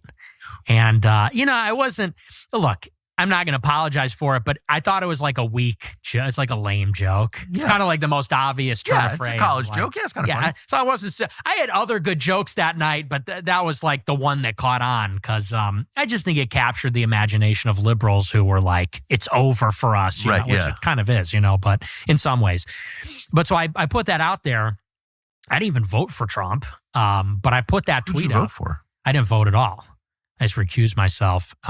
But that's just what makes it ironic because I became in some ways emblematic of the election, even though I didn't participate. But so it got 100 million impressions on Twitter and people were saying on the news that kids were saying it in school. It was on like the news that in middle schools and high schools, the boys were saying that to the girls, your body, my choice. So it became this thing where it's like, he's creating this toxic environment for women. So the internet lost its mind and people then started posting my address online because they were so unhappy with the tweet. And so on TikTok and on Twitter, a screenshot of my address, my phone number, all my personal information, it went viral. And when I say viral, I mean there were multiple tweets that got 20 million views with my whole readout, all my information. Like your actual address where you spend the night? Yes, where I live, where I do my show, all of it. Damn, did you know that? Yeah, I started to see it. So the election Tuesday, obviously, it was like Thursday that my address starts blowing up. I was going to do a show Friday and someone shows up to my house. Some weird looking guy shows up to my house and just walks through the yard, walks through the gangway into the backyard and is just circling my house and then goes away. So we call the cops, me and my producer, and we said, maybe we shouldn't do a show tonight. And that weekend, we hired private security just for the weekend, like 200 people. You didn't have security? No, I don't have security.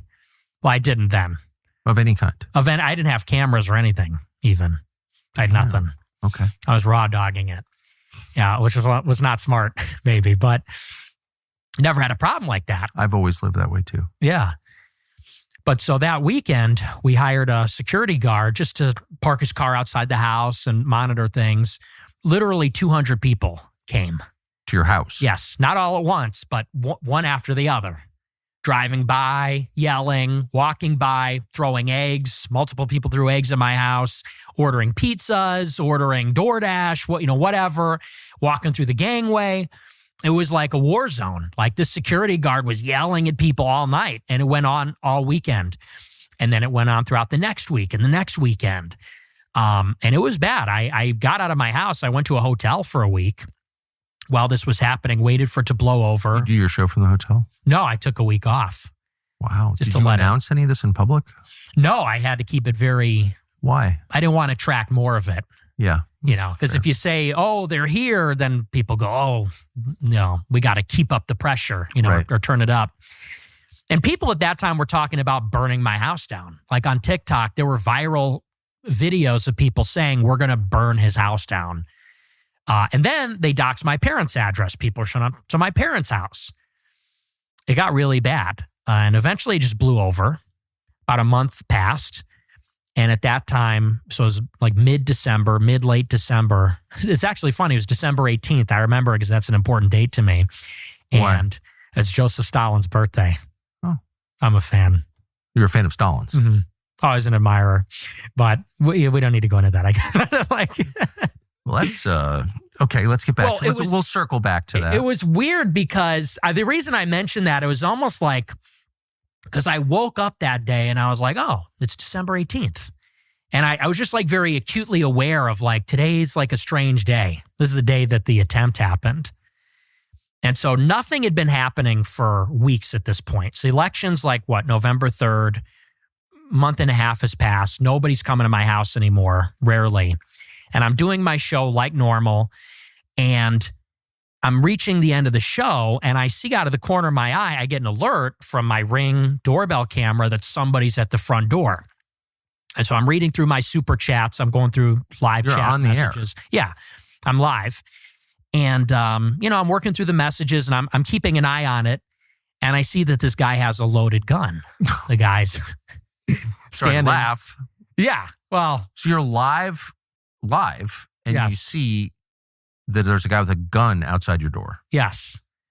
He's got a motorcycle helmet and a backpack. He's got a gun drawn and he's knocking on the door yelling.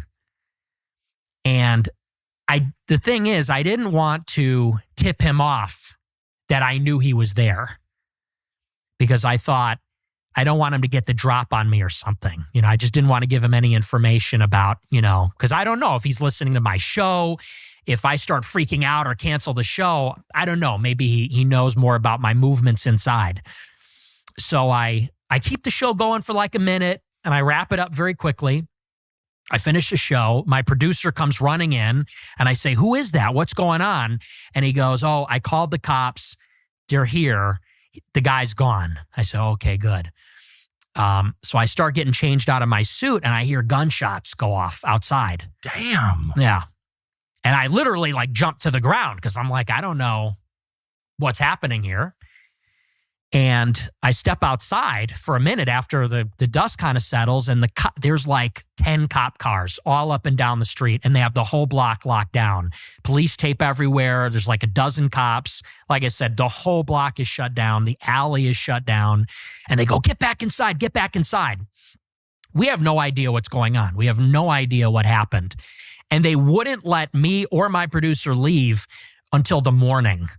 That's how late they were there. And finally, at the end of the night, after all the cops left, I came out in the very early morning. Did no one come and explain any of this to you? No, nobody said anything. Yeah, it's ridiculous.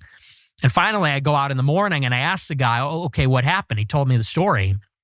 And so it turns out that it's this young guy. He's 23 years old, white nerd, short guy.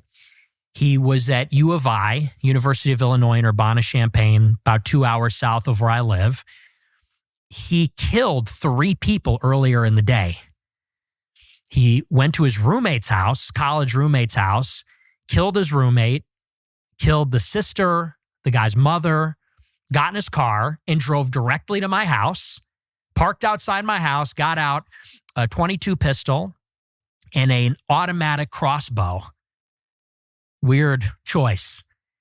And he knocked on the door, which is where I saw him. He went around the house. He tried the back door, tried the front door, and the cops pulled up. He took off running through the gangway, hopped the fence, ran into the neighbor's house. I guess he went into the neighbor's basement because the door was unlocked. He was hiding from the police. He shot 2 of their dogs, which is devastating. He runs back outside and the cops see him. He shoots at the cops. The cops shot him in the face and he dies on the spot. What was his motive? They never told me. To this day, I have no idea. They never told you? No. So what contact did you have with the police after this? They came by about a week later. Illinois State Police came to retrieve the Ring camera footage of the whole incident. And so they had me download that onto a thumb drive. And that's it. I never heard from the cops, never heard from the government. Not at all? No, nothing. A guy comes to murder you. He's murdered 3 other people and 2 dogs. He gets shot to death and no one bothers to tell you anything? Nope, nothing. Is it really a country at this point? No. It's ridiculous. And so what was his motive? Do you have any idea? I have no idea. So the story that I read online, because obviously the news followed up on this, and they said that, so he was 5'5".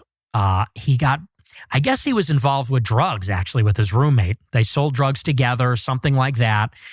They had a falling out over the drug money or something like that. The roommate beat the shit out of him. So bad he dropped out of school. He had this major falling out with the roommate, but they were close, had a big falling out. The shooter took him to small claims court over some money. And I guess this guy was just in a downward spiral. He lost his job. He got in a hit and run crash and ran from the police. Then he was swearing at the cops when they showed up to arrest him. And I guess his life just kept getting worse and worse and worse. I assume he took it out on the roommate and popped off. Yeah. Killed the whole family. It's horrifying, but how do you fit into that? So this is just my opinion, speculation. This is like a month after Luigi Mangione. He had on and the shooter at my house had on a motorcycle helmet and like a costume. And so I think he was maybe like a copycat of Luigi Mangione. He thought he was going to be like a hero and assassinate some reviled political figure who was going viral at that time, being hated for that tweet. So I think that might have been the motive, but that's pure speculation. I have no idea.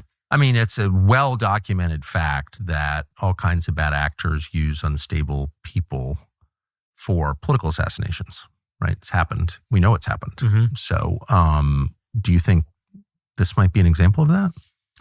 I don't think so, but it's certainly possible. The reason I say I don't think so. It's kind of funny.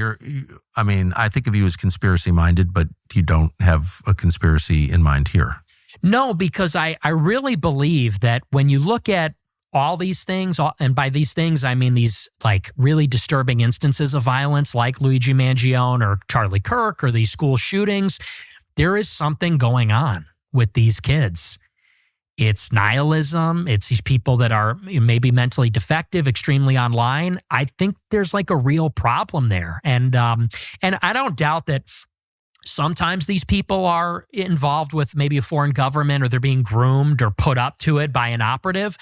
But I think to assume that it's always that ignores that like there's a very real problem of nihilistic, surrealist violence that comes from young people. And, like this guy it's a triple homicide out of nowhere. And then he tries to kill me. I think he just went crazy, but I could be wrong. Describe the circumstances that have led to this violence. Like how does a normal kid, young man, go from being a normal young man to being a murderer? I think that it has a lot to do. If you read through all these stories, they always have a few things in common, which is that, and people have pointed this out, this is not new, SSRIs are always a big one. Of course. But what that points to is a depressive streak. It's always somebody that is a loner, socially dislocated, or socially dysfunctional. They don't have many real life friends, engage in real life activities, slip through the cracks. That's always how it starts. Then they get into either they're medicated by a therapist with SSRIs or they self-medicate, which is extremely common with alcohol, weed, which is extremely potent now. And you could get THC from like a vape pen. So it's very powerful, very accessible. When I was in high school, my stoner friends would have to like go on a walk to the park and roll a joint. Now with the vape, you can hit that anywhere, I guess. Of course. It's very discreet. They also do psychedelics. I think that's a huge part of it. And how is that a huge part of it? I think that a lot of them get turned on. They'll do alcohol, marijuana, and then I think they get into psychedelics like LSD or MDMA. And I think those things induce psychosis. These psychoactive drugs, whether it's marijuana by itself or it's LSD, I think they tend to induce psychosis and exacerbate those like existing problems. And basically what happens, I would say that is maybe the next step. And then the other ingredient that's always there is although they don't have a social life in the real world, they have a social life on the internet. Yes. And so they're deeply involved in obscure internet forums, Discord, gaming communities. So increasingly, ChatGPT is inducing psychosis. People talk to ChatGPT all day, all night. And you basically have between the three of these things, they kind of go into like a different world.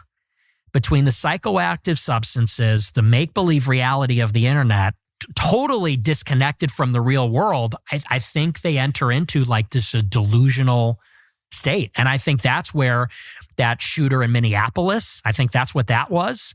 I think if Tyler Robinson is found guilty, there's been some interesting screenshots about him and his transgender boyfriend. It's the same story there, if that's true. And I would imagine it was not dissimilar with the guy that showed up and tried to kill me. I think those are always the ingredients that produce that kind of violence. It's interesting. Your audience, as I imagine it, I've never seen any of your numbers. I don't even know how big your audience is. It seems big to me, but I think of them as young men. That's the bulk of your audience, right? Yes. And yet here you are criticizing weed and video games and the internet, and you work on the internet. You are a creation. I mean, you wouldn't exist without the internet, of course. You didn't get a job at NBC News. So what kind of reaction do you get when you criticize weed, gaming, and the internet to young men? A lot of them agree with it because they get it. It's their life. A lot of them, that's their life. Their life is, and another thing we didn't even bring up is the porn thing, which is there also. This is their life.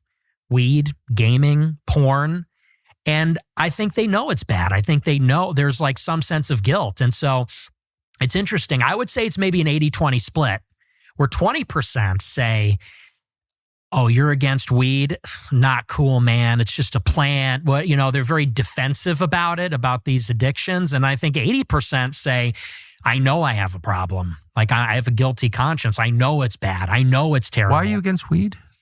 Because I think that it's compromises the integrity of your mental faculties. I think there's something deeply wrong with that. When you, I'm against alcohol too. I think it's wrong to numb pain. I think pain is a part of life. I think sobriety is should be experienced.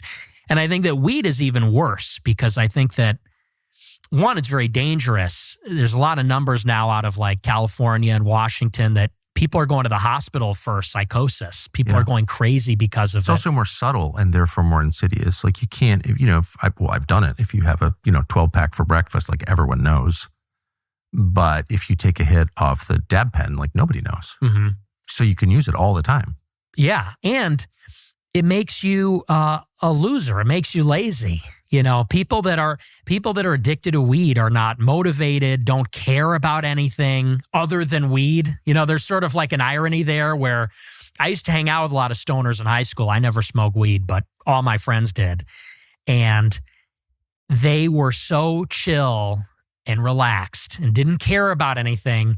But if you criticized weed, they would freak out and get extremely defensive. Yes, I've noticed. Right? If you insinuate that it's addictive, if you say it's a problem, they get very junkie behavior. And so I've always hated it. I think it's disgusting. What is porn exactly? Describe how available is porn? What is it? I know what porn is, but you said it's a huge factor in the lives of young men and a bad factor. Why? Well, this is another thing where it's reality distortion. That's kind of the theme. Just like psychedelics distort reality, just like a kind of internet society is a form of delusion, so is porn, in the sense that, a lot of people maybe don't realize, and we talked about this a little bit, people are getting turned on to porn when they're 10 years old. And it's when you are going through puberty, when you're developing your sexual faculties, how could you stay away from that? Every kid has a phone, every kid has an iPad, and every iPad and phone is, if you know what it is, loaded up with porn. And it's infinite and it's ubiquitous and you can get every kind of it you want, whenever you want. It's in your pocket. And so something that is almost never talked about is that this is a generation that's totally sexually dysfunctional, I think, because of pornography. And some people are able to cope with it. Some people don't have a problem. But I think a lot of people, and maybe even a small minority, have a serious problem with it. And how does it make people sexually dysfunctional? I think that it's impossible for a real woman to compete with the availability and the novelty of pornography. A real woman, without getting graphic, she's only one person, and maybe she wants to do something sexual, maybe she doesn't. Porn is, you could have 100 different women in one sitting doing anything. That whatever niche or idiosyncratic thing a person might be into, it's there.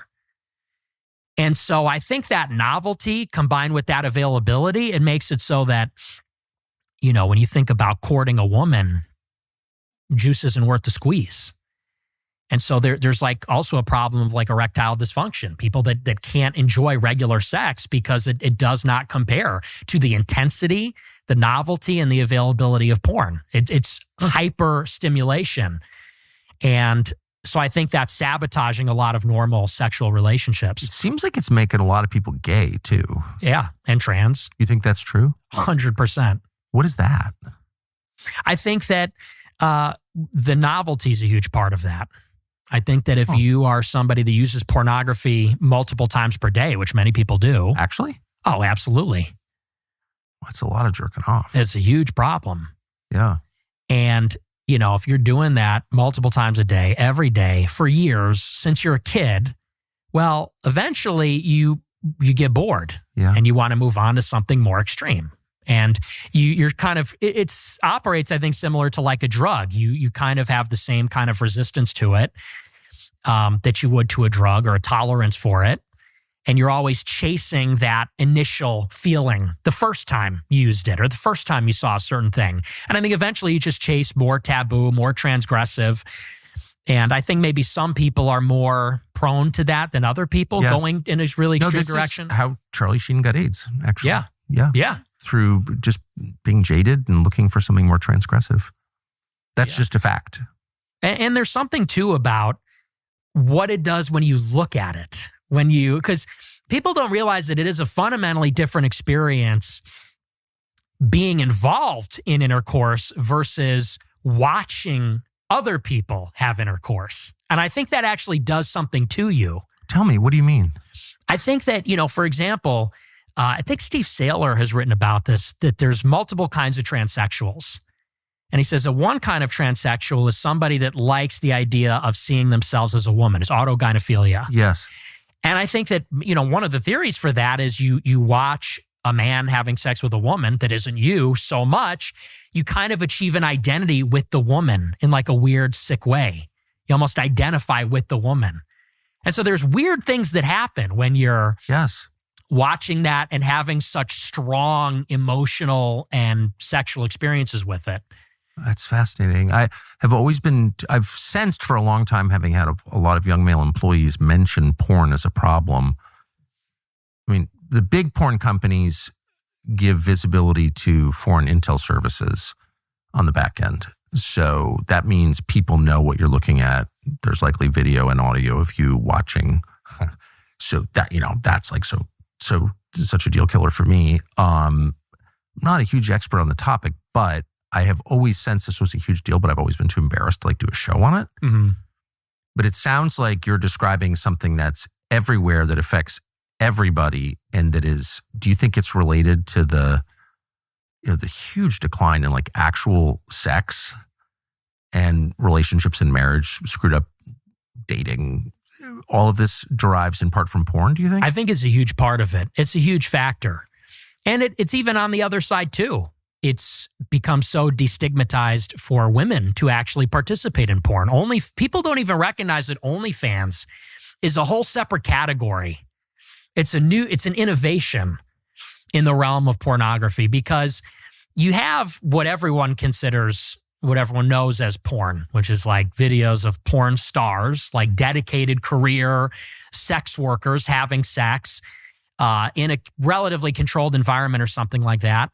But then you get OnlyFans, which is like Patreon for nudes or sex. And basically, there's now a very large subculture, much larger than people want to admit, of women who the moment they turn 18, that is what they do, is they make an OnlyFans account and they become an amateur porn star. And it is completely casual, because you could say that maybe 10 years ago, even at the heyday of internet porn, to be in porn, you got to be a porn star. Like that's your life and that's your career and that's who you are. And it's very shameful. With OnlyFans, it's like having a TikTok. It's like, here's my link tree. Here's my Instagram account. Here's my Facebook account. Here's my YouTube. And here's my OnlyFans. Why would any of this be legal? I think that Well, there's, like you indicated, maybe there's an intelligence benefit to that. Yeah. Maybe there's a political benefit to that. I think that Well, why wouldn't you arrest the people who run something like that? they should be. If you had a Christian government, Or how about just a government that cares about its people? I mean, is Iran a bigger threat or is OnlyFans? Iran's not turning my daughters to prostitution that I'm aware of. right? Right? I mean, that seems like one of the worst things that could happen to any society. Oh, absolutely. So how big is the support for that? Like if a candidate were to come out and say, we ought to arrest the guys who own MindGeek, which is the biggest, I think it's the biggest porn supplier in the world, or the guys who run OnlyFans, what would the reaction be among, I don't know, people under 50? I think there would be broad support for that. Really? I do, actually, yes. I hope someone will say that. And Someone needs to. I hope someone arrests them, like right away. Yeah. That was actually Seizes their assets and puts them in prison. seizes their bodies and puts them in jail. Yeah, I mean. The owners of that, people who are, I mean, talk about human trafficking. Yeah, oh, yeah. I thought we were against human trafficking. Yeah. Well, So but you think that young people, because you always think of young people as so liberal, but like, no, they wouldn't think that was crazy? no, I think especially among young men, they know it's a problem. It's ruining their lives. And they know it. So what are the other factors that prevent, I'm sorry I called you gay, by the way, but I'm always, I think I'm just too old or something. I'm like, why is anyone married? You tell me, why aren't people married? Well, I mean, honestly, it's the women. The women are extremely liberal. No one talks about that. They're increasingly they do, especially after the last election. There's a 45-point difference between men and women. The men are extremely conservative, increasingly. The women are extremely liberal. What are they liberal on? What issues? Like, what does that mean, liberal? Oh, they're very feminist. Like, actually? Extremely feminist, yes. They don't believe that, do they? I think they do. Really? Absolutely, How could yes. you believe that? I That think gender roles are a construct, that none of this is inborn? Like, you'd have to be an idiot to think that. they like the idea of it. They like because of course I think all women naturally want strong men. Of course, obviously. They naturally want a Chad. You know, Yeah. they want like a tall, buff guy.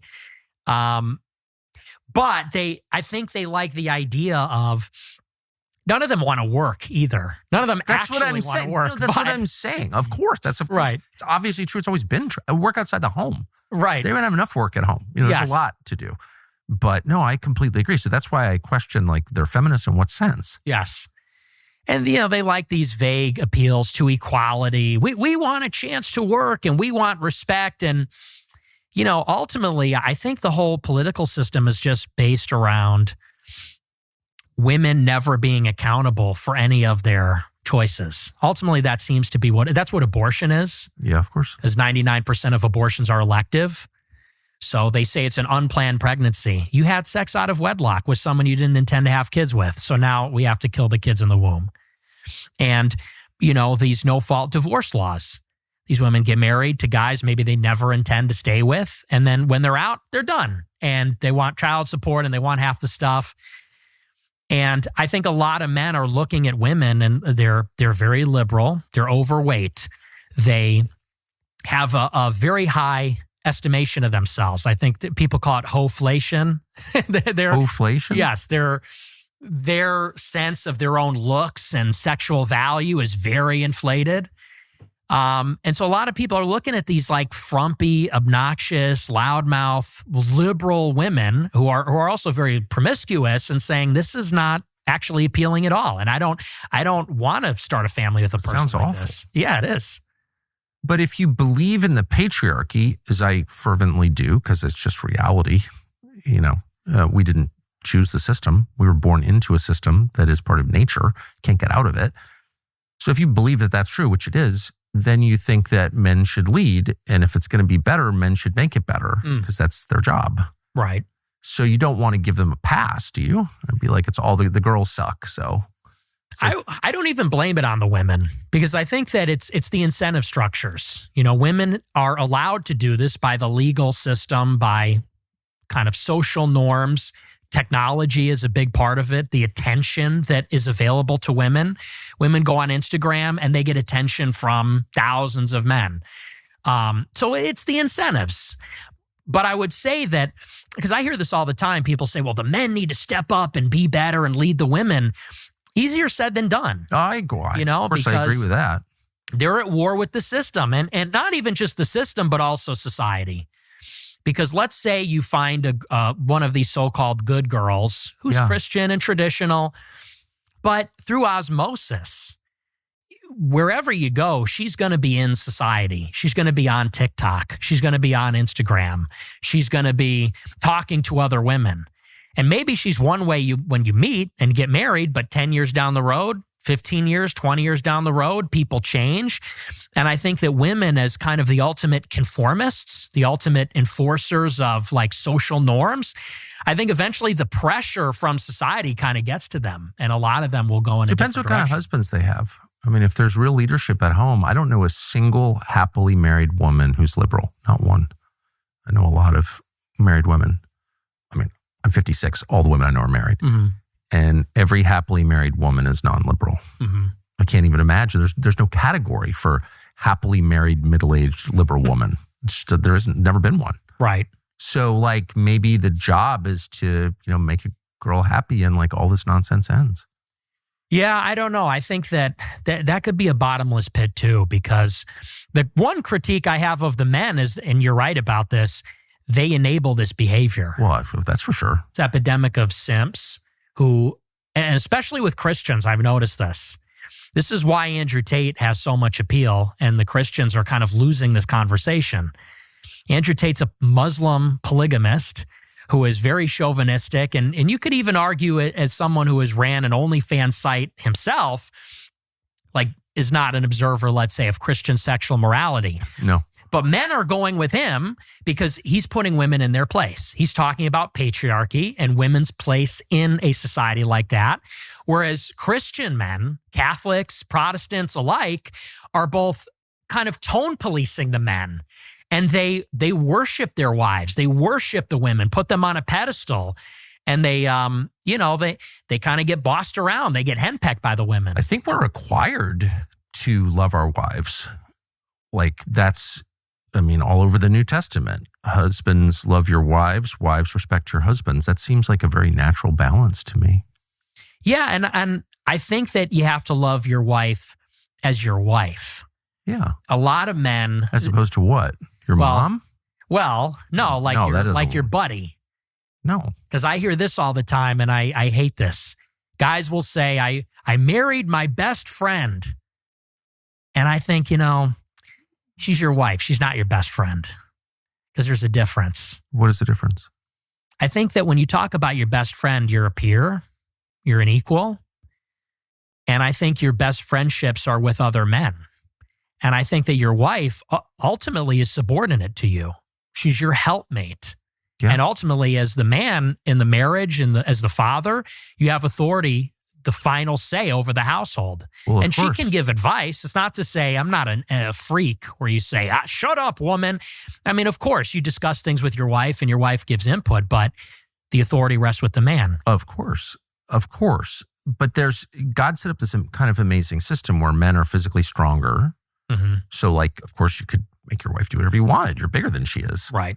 But he also instilled in men this desire to please your wife. Like that's a very natural thing. You want your wife to be happy. Absolutely. And the whole happy wife, happy life thing is completely real. It's like you can't get away from it. It's not like all of these things. It's not a choice. It's the biological reality that you live with, that you were born with. Like you want your wife to be happy. And if she's unhappy, you're unhappy. Mm-hmm. To a much greater extent than vice versa, right? Yeah. I think men care about their wives being happy much more than wives care about their husbands being happy. Yes. I have noticed. And that's compensation for their lack of physical power. Mm-hmm. That's my view of it.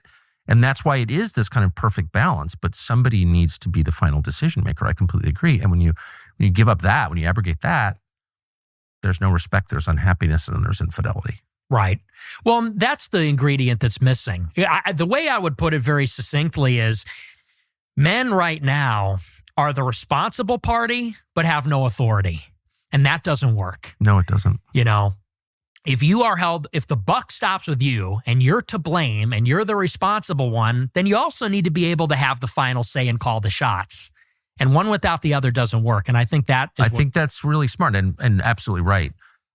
I do think, I just noticed this, that men who stay unmarried for too long become like kind of fragile. Mm.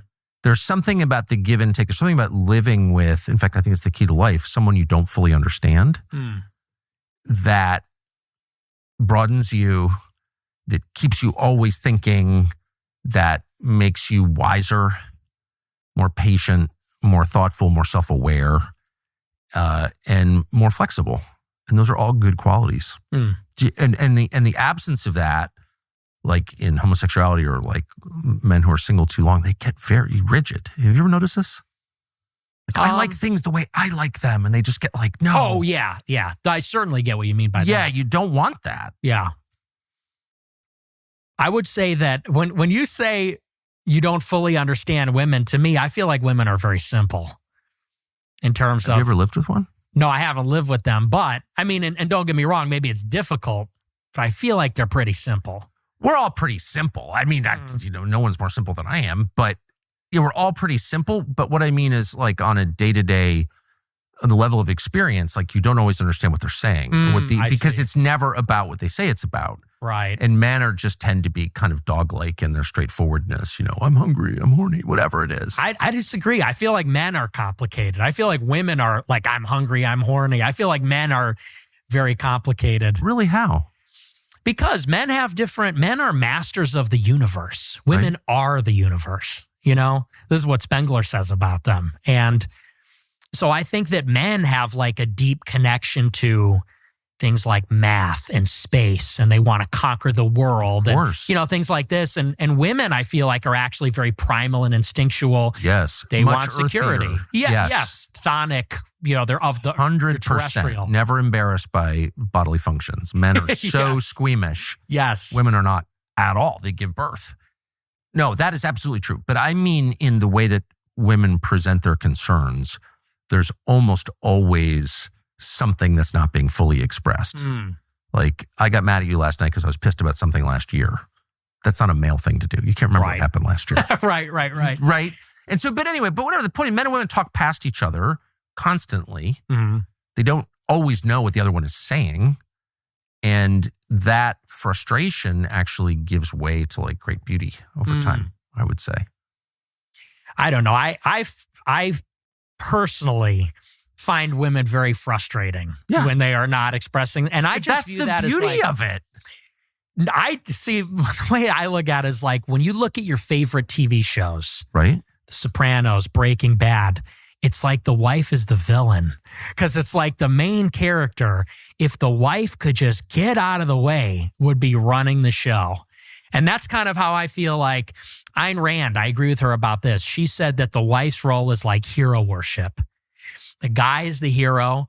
The guy is supposed to be the entrepreneur, the conqueror, whatever. And the woman is really supposed to support the man's goals and be in his world. And that's the last thing successful men need is more power worship, more hero worship, more, you're so great. When you get that at work, you don't want that at home. You become an unbearable asshole. And then you fall prey to what destroys every successful man, which is hubris. Like you mistake yourself for God. You need someone who's not interested in what you do at all, only interested in you. And that's how you become balanced and wise. That's how you know your own limits. Because the ass kissing is what kills you. It's not, you had someone come to murder you at home. It doesn't seem to have affected you that much. And if I were married, dude, she would never let me hear the end of it. Well, that's probably true. But that's not what destroys men. It's not adversity that destroys men. It's comfort and flattery that destroys men. Right? That's what happened to King David. It's what happens to them all. Yeah. You're so great. You can never go wrong. I just feel like we have I don't feel like we have an abundance of affection from women. Yeah. You know what I mean? Like in terms of where the pendulum is at, I feel like the women are very unloving to the men. That's why they don't cook. Because that's like the best way to express a love for a man. I said this on my show the other night. I'm like, the most beautiful words a woman could say is like, I made you dinner. I made you cookies. Yeah. Because that is like an act of love. And I think that, speaking as maybe from a different generation, the way that men feel now is like, women are not really providing too much. They expect so much from the men. They want the man to be rich and provide. Yeah. They want the man to be fit and a real leader and a real man. They also want to split the chores with the man. They want the man to do half the laundry and half the dishes and things like that. And it's like, so what do you do all day? You're on TikTok, you're like doom scrolling and eating Cheetos. Like what actually are you providing in the relationship? So I just feel like in terms of the deficit, it's like women are very emboldened. They're too, I think, assertive, always giving their opinions, always critiquing, always, I think that they're very bold right now. And sarcastic. I think that's a big reason why they're not very attractive. I get it. All I would say is that in a happy marriage, all of that goes away. There's no arguing about who does what. People fall seamlessly into the roles they were born into. They acknowledge those, are not insecure about it at all. They express love in a whole bunch of different ways by serving each other. It's like super easy. And all of that, obnoxious, entitled, you don't make enough money, all that crap just disappears. Mm-hmm. Anyway, that's been my experience. So last question, where is all of this going in this country? Like, where are we in 5 years? Not anywhere good. I'm really concerned. And I'm not one of these doomsday sayers. There's a lot of people that forever, the sky's falling every day. But I really feel like the things that concern me the most, it's the assassination of Charlie Kirk. Seemed like we crossed a Rubicon there. I agree with that. Because he's just a conservative guy, relatively moderate, expressing his opinions. He's not the president. He's not a politician. And it wasn't just that he got shot. It was what happened afterward, which is that 100,000 liberals went on TikTok and celebrated. And that shows that how can you integrate or harmonize with people that hate you that much? They see some, and I understand that liberals thought he was a jerk. Like maybe he was a little rude or something like that. And he really wasn't. I mean, he was pretty patient as they come. I just tried to fill in for him last week and immediately snapped at some kid and threatened to beat him up and went crazy. And I had said a prayer for patience, by the way, and I still couldn't handle it. So, Charlie Kirk was a remarkably even-keeled, patient, decent man. Yes. And so whatever their perception of him was, to see him get his face blown up in front of everybody like that, and the first reaction of someone in the crowd who was present, some guy with the beard jumps up and celebrates. Did you see this? No. Some liberal kid in the audience jumps up and says, "All right." I literally can't handle it. I'm so upset by it. I haven't looked at anything. It's disgusting. And I saw that and said, yeah, like, there's no putting the genie back in the lamp here. That was one. The other thing I'm really worried about is what's happening at these ICE detention centers, where it's happening not far from where I live in Broadview, Illinois, where they set up an ICE detention facility, and the administration is rounding these people up, which I support, but they're doing it in a very provocative way. They're broadcasting it. They're making hype edits on Twitter of like these raids on apartment complexes, which I think are very cool, but it's somewhat provocative. And Antifa showing up. In order to protect ICE, the administration's putting DHS. Well, now they're protesting the DHS presence, and the administration of the governor of Illinois and the mayor of Chicago are telling Chicago police, don't help ICE. And they're encouraging the protesters. And what I see there is like a level of tension that just keeps increasing. Yes. And there's leadership. There's civilian leadership on both sides. Like the governor and mayor, who are Democrats, won't back down versus a Republican president. There's a security division too, the police versus ICE, the police versus DHS. There's a constitutional question about the federal supremacy, you know, and I see all the ingredients of like a low boil civil conflict, full-blown civil war. And I'm not that guy, but I see all the ingredients there for that to happen. So I'm deeply concerned about where that will go. How would you handle it if you were in charge? If you're the president, what do you do about that? I think maybe this is controversial, but they have to crush the other side. They have to, because you can do one of two things. You cannot challenge the left and let them do their thing. Or you can utterly confront them and defeat them and remove hope from the equation. If you resist, you will be arrested. Like, this is an insurrection. There's 10 million people here illegally. We're getting them out. You're rioting. You're going to jail too. Like, it has to be crushed. But if you do anything less than that, if you do in the middle, all you're doing is antagonizing and feeding the other side. And if they think there's a chance they can win, they will get bolder and stronger and they'll start to rally. And that's when it's sort of like people think it's close or like it's contentious. That's when it breathes. That's when oxygen is fed to this kind of fire. So if I were Trump, I would say screw 200 National Guard, like arrest the mayor of Chicago, like arrest the governor, shut it down, like make it clear, like Washington, bring in the troops and say the federal government is supreme. The immigration law is the law of the land. If you're not on board with that, you're going to jail. If you attack ICE or box them in with your car, you're going to jail for a long time. Anything less than that, you might as well just not even bark up that tree at all. Nick Fuentes, thank you very much. Thank you. It's nice to meet you. Likewise.